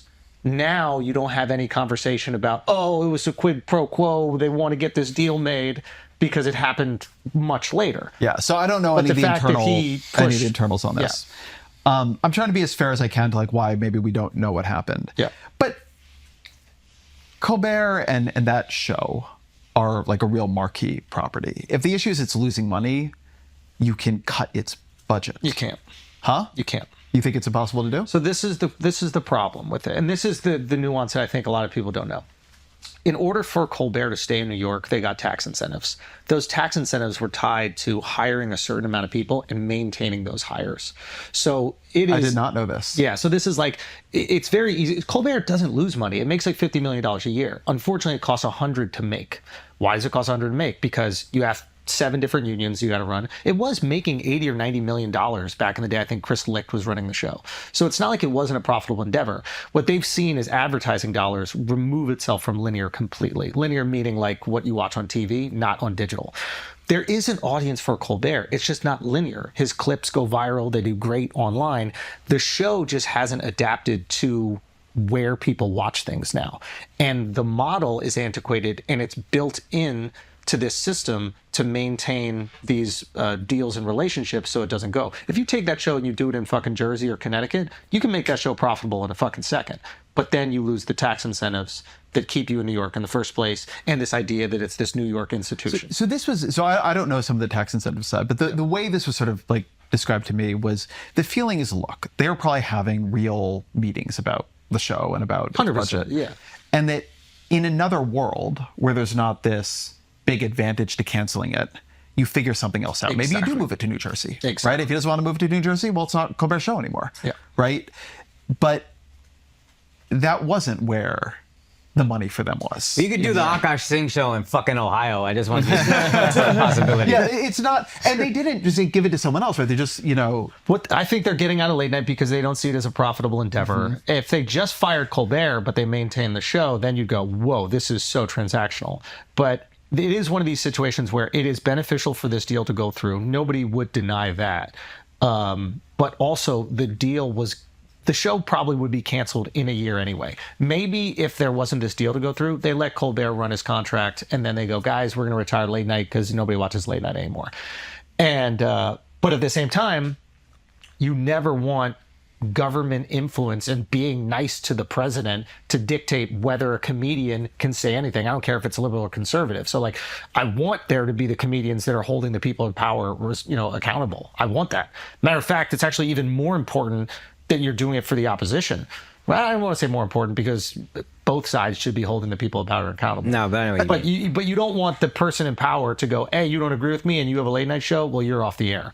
If the show was making $1 million a year, not even 100 million, 1 million a year, this is a very hard thing to cancel without blowback. They, unfortunately for Colbert and his supporters, have an economic justification for the cancellation, even though I believe they're being disingenuous in terms of why they did it in this moment. I think this also gets to this difficulty of having all of society under this cloud of suspicion of like, why are different institutions doing things, right? What the Trump administration has tried to do across a pretty vast array of institutional contexts, law firms, universities, media, right? Like almost anything you could think of, immigration, is use what money and power they have to try to contain and change how these institutions act and what they can do and what they believe they can do. Yeah, It has horrible. been completely explicit, right? Like this is something like they talk about. Wait, are you telling me Amazon paid $40 million for a Melania Trump documentary? To be fair, For some other reason? there were 2 documentaries in that deal. Okay, I thought it was just one. Yes. Okay, you don't think that had anything to do with anything else? So this was also, and it goes to why I think corruption is a strong political argument. But I've just always, that's the way to put this. Trump has always made the rules of the Trump administration very, very clear, which is you say nice things about him and you give him things and you get things in return. Yeah. And you say mean things about him and you don't give him things and he will do what he can to harm you. And one thing you're seeing is like a lot of other countries are just like, oh, I get it, right? Here is your invitation to a party at the castle, right? Qatar giving him the jet. Yeah. This is why he likes to do these sort of individual tariff deals. He's trying to make everything into bilateral negotiations between him wielding the power of the state and you, the supplicant institution or figure who wants something, who needs something, or who fears something. It's like a very crime boss way of running everything. But it also creates this question of why are things happening, including things we don't know about, right? Right. We don't know what negotiations happen or what phone calls are made that we never hear. Like another version of this is just around the tariffs, and you have all these tariff exemptions. But how do you get a tariff exemption? Before we go to tariffs, I just don't want to leave this. It's like we have to put some accountability on Paramount. Like, I feel like what we're doing is just like, oh, Trump is the bad guy. He's putting the leverage. It's like, no, you're a massive media company and you can choose not to bend the knee. And what we have to do is hold media companies accountable. It's like, we did it for years when we were clamoring about like, oh, I can't do these jokes on TV. I can't, nobody's giving me an opportunity. And like, what we were forced to do is use the internet. And like, I would implore. How'd that work out for you? I think okay. I would implore like Colbert right now. Like, I don't know if he wants to do this, but I'm like, dude, you have an audience. People love you, right? They want to watch your show. Put that shit straight on the internet. Prove that there is an audience for this. Prove that people want it. Prove that you exist beyond the brand. Prove you exist beyond the brand, and have all your supporters support you, make way more money, continue paying the staff, like use the internet in the same way that all of us used it, and we'll support your freedom of speech for that. Like, if I just, no, I'm saying you could do a different version of the show, but I'm just saying, like, if there's one thing, if we just complain, if we're like, we can't say anything, and then didn't try to do something on our own, then we're just whining. No, but I get we that. put all of our money up. Like, we had no money. I'm talking about we should be upset at Paramount. I don't think, like, it's the pressure both. coming from the president of the United States. I don't give a fuck. Like, their business. They're trying to turn a profit. Fuck Like, that. Like, No, if no, they're you going to gotta- block a huge merger. No, we have to hold Trump accountable. We have to hold the FCC accountable. I think but we also can hold these people accountable for greed. They just want to sell the company for billions of dollars. But percentage-wise, why are we letting billionaires off the hook because Trump is disagreeing with them? Why don't? I think he agrees. Why are we okay? I think he agrees, but I think percentage-wise, you put way more on Trump. Yeah. And I think that's the important distinction to make. I guess I'm not taking any No, but percentage I want away. to back up Andrew's point on this Yeah, a it's little bit like- because there is a Buddy, it was a nice reality bicep. that there is a reality that it matters what everybody in society does. Like, I have this thing that like every like institution, every person's like you're like a node of social coordination, and other people will do the things that people like them are doing. And when you have one thing that's been different about Trump's second term from his first is just the amount of, call it bending the knee, but just like or bending the Capitulation. knee, paying to play is like maybe the friendliest way for me to Sure, put it. like all the tech guys show from up to the Amazon, the inauguration, tech of guys, course, right? yeah. Like all of this. And you know, the law firms that were folding, like the early universities that folded, and Harvard, because of that $50 billion endowment, was able to fight. Right? Yeah. The others can't. And right? that's what I'm saying about Paramount. Yeah. And it, like, people should feel dishonored by this, right? The fact that Paramount is coming in for a lot of fire is accurate. It is like Trump's fault, but also the Trump administration is not relentless in the face of pushback. Like, if people weren't like paying to play, they've changed their demands. And at the same time, like, the fucking federal government's really powerful. And if you're going to weaponize every part of it, it's going to be hard for people to stand Let me against just at it. least first validate and acknowledge that. I'm not saying that isn't wrong. It absolutely is wrong. 100%. Yeah. What I'm also saying is, like, when we weren't getting opportunities at Comedy Central, and it was very different. It's not like whoever was president at the time, I don't know if it was Obama, going, hey, you better not let this type of comedy on Comedy Central. Like, we held Comedy Central accountable, right? We're like, hey, why are you censoring comedy so much? Why are you putting this new watered down bullshit out that nobody likes? The network is failing, right? Nobody's watching the specials on Comedy Central. We found a way to go do it somewhere else. And I like implore comics to do that. And we have to reward the comics that do that. Like, even if you don't like the angle of comedy, you still got to fight for comedy. At least, I don't know, that's my personal opinion. Like, I want Colbert to have a show. I want him to make fun of the president. I want him to push back. Like, that's good for comedy. Comedy in its essence is like making fun of institutions, not reinforcing them.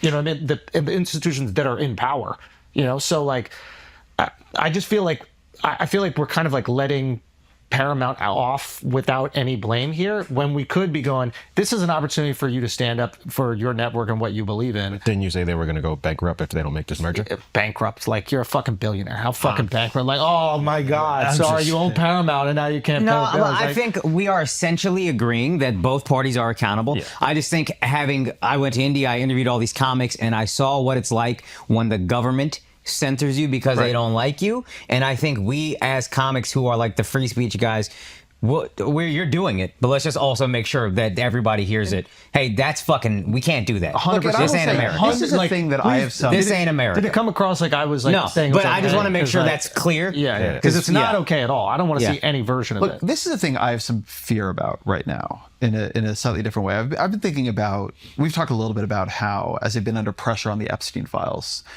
they have been ratcheting up the rhetoric at other enemies, right? Specifically Obama with that sort of weird AI, like between that AI video, like Obama being arrested in the Oval Office, but not only like the Murdochs, the media, the whatever. One thing I wonder about with them is that as things start to go wrong, right? If they're under pressure, if they're looking, their midterm is going badly or looking bad, or they lose the House in the midterms, is if they start to get cornered, like, what kinds of fights do they try to create to distract from their problems, or to create a kind of different problem that they would prefer to be in, right? Because as you're saying from India, in other places, this stuff can really get dangerous. Yeah. And, you know, some stuff they've been doing with immigrants, right? You know, again, I've like sort of talked about my fears of like what they will try to do with New York in a Mamdani mayoralty, because I think they will just want that fight. Like, they have an instinct. Trump has an instinct, and you really saw it on display, that when he is in trouble, he tries to move his base by escalating warfare with some other enemy he prefers. And I just see that coming, right? I don't think we're in like a steady equilibrium, and you just really saw in this like how they'll turn it up, but it didn't work. I don't think it worked, and that's why when there is, but I don't think they're done. They're not going to stop. But I think that's why the Epstein thing is like such a perfect thing for like the American populace to support, because it puts this immense pressure on him to deliver on a promise that he actually has the power to deliver on, and he's choosing not to. So you're saying strategically we should not let up on this. Do not let up on that. Do not let yourself be distracted. Don't be distracted by the other shit. It's like if I see like liberals hammering this, like change the name to the Redskins thing. Are any liberals actually caring about the Redskins thing? I've seen no people caring about this. But that's what I love. Yeah. I'm like, this is great. So if I see them falling for it, I'm going, guys, this is the trap. You're falling for the bait. Stay on this one thing that is important to you because you're a decent human being that he has the power to reveal. And if he chooses and his administration chooses and these congressmen choose not to me, it shows that they're complicit in it. 100%. I think and I agree, and I think it's also equally as important to point out all this corruption, all this pay to play, all this like silencing PBS, NPR. We do it right now. Yeah, like we have to keep the foot on the neck. Absolutely, of that and people will be upset at us. Slowly changing. They'll go, "Hey, you had him on your podcast. This is why we're in this situation." I get the frustration, but like, we also got to go. What do we do in that situation? Do we just sit here and go like, okay, I guess we won't say anything? No, we got to keep saying it. Anytime it goes against something that like we feel is important, we got to keep saying it. One of the things that I find so frustrating about the administration and like the way that they weaponize things that are real and then take it in a really dark direction. It's like, how much did we hear in the Biden era about free speech? And like, understand, like the idea of cancel culture was real, right? And the idea that people felt afraid to say certain things was real. And then like they come in and in space after space where they have power, like they are using the power of the state directly to change what people can say like they are like going through immigrants' phones, right? You like can't get into this country through customs if like the wrong thing is on your phone, right? You can say what they allow you to say. They went through all the grants and canceled everyone with the word diversity in it, right? If you had said anything as a public employee, you got fired, right? They have gone to this kind of enforcement of the speech the boss allows.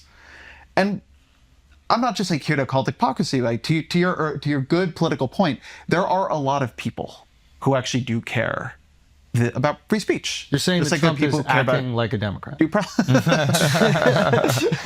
Which should frustrate us all. Like he is acting in the way people, I think Democrats act. Like Democrats wield a lot of cultural power. He's wielding a lot of state power. That's a great distinction. That's a great distinction. So the same frustration that a lot of people have with Democrats, silencing free speech culturally, maybe not through policy, but at least through cancellation and like you can't say these words and you're naughty and all this finger wagging. If he's doing the same thing through state power, yes, one, that's like actual power that can restrict those things. So I'm not arguing like what is worse. What I'm saying is that same sentiment of restricting free speech should enrage all of us that like free speech. And we got to call it out on both sides. Yeah. And like, I don't know. I feel like there should be unilateral support for that. Because you heard the right talk a lot about it, right? You heard the right talk about like free speech is the freedom to say things you disagree with. It's like, all right, well. Yeah, where were they? Man he up. sued the Des Moines Register. But I agree with that. Over Ann Selzer's poll showing him down in Iowa. Yeah. Even though he won out, right? Like, polls are wrong sometimes. But Ann Selzer is an anti-Semite, and she hasn't said it in Israel enough, and you know that. Okay? I mean, I don't know enough, but even like the Khalil Mahmoud situation. Oh, yeah. Like, that seemed like a suppression of free speech. Yes. I mean, I will be able to say more about, like, I'm doing a show with him tomorrow. Oh, really? It'll come out in a little bit, so I haven't talked to him yet. But yeah, the throwing of people in detention for things they have said absolutely is terrifying, right? I mean, we are not supposed to do that. Yeah. And a lot of people who were rallying for free speech at one point like seemed pretty quiet about that. But there are a lot of people who actually do care about, like something I'll give like Joe Rogan credit for, right? It was like, he's pretty loud on due process over these last couple of months. Yeah. Like this is not the way we want to be doing things, right? And Israel. Yeah, and And Israel. I haven't watched him on Israel. Yeah. So I don't know what I'm agreeing to there. Oh, no, fair. Just the criticism of the like extent of the destruction in Gaza. Yeah, I mean, that's a different topic, but yes. The weaponization of the government's powers to change like what institutions can do and say all the way to what individuals can do and say is like really scary, right? Like all these like students who are terrified of getting things revoked and the feeling that this is going to escalate. Yeah. Right. And so, this feels like a place where people should draw a very hard line. And that's why I'm sort of more on your side.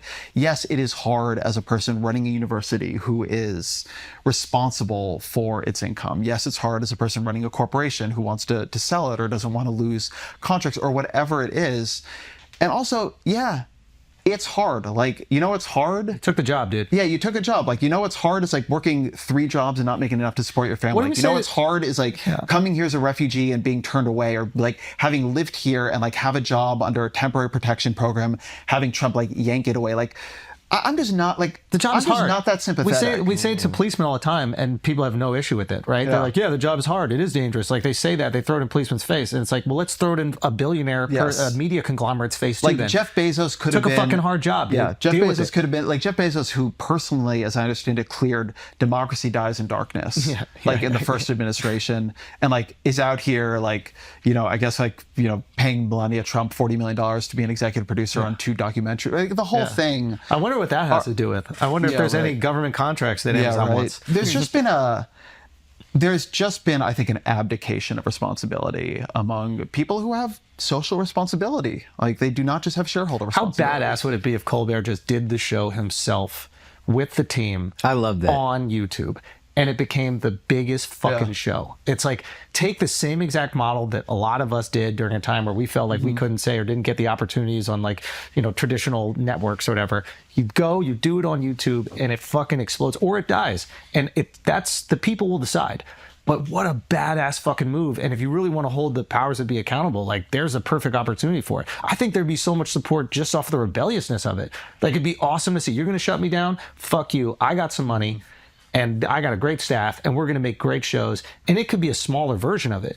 But to me, that is just such a great... What multiverse would that be, where the mainstream media is super pro-Trump, and then the internet media is fuck Trump, he sucks? How cool would that be? But Like, I don't think... The thing you said a little bit ago, which I think is like really right, I mean, comedy and also independent media is like by nature anti-institutionalist. Yeah, that's true. Trump is the institution. This is the whole problem they're having with Epstein. Like, and it opens up vulnerabilities they don't really know what to do with. Yep. They are much better at wielding the power of being the system now. I don't mean to But look they at also my don't know phone, what to do about being the system. To your point about Epstein, Trump live updates. Judge denies request to unseal Epstein grand jury transcripts in Florida. So, I guess So even the non-measure, they still yeah. you gotta. Listen, bro. It's like you gotta talk about it. They're protecting pedophiles, man. They 100% are. They 100% are. They are protecting pedophiles. 100% are. You know, and I hate that you agree with this. Ezra Klein, man, thank you so much. You're awesome. Check out Abundance. Thank you for your time, brother. We also got another banked ep with Ezra that we got to drop in the near future, which is just fucking great. Where you got to talk a lot more about abundance and a lot more about the issues with like housing and everything in the book. And I want to put that out as well. But we just wanted to get one that was a little bit more, topical and addressing what's going on today. So thank you so much, Thank brother. you. Appreciate it. Thank you, man. Awesome, man.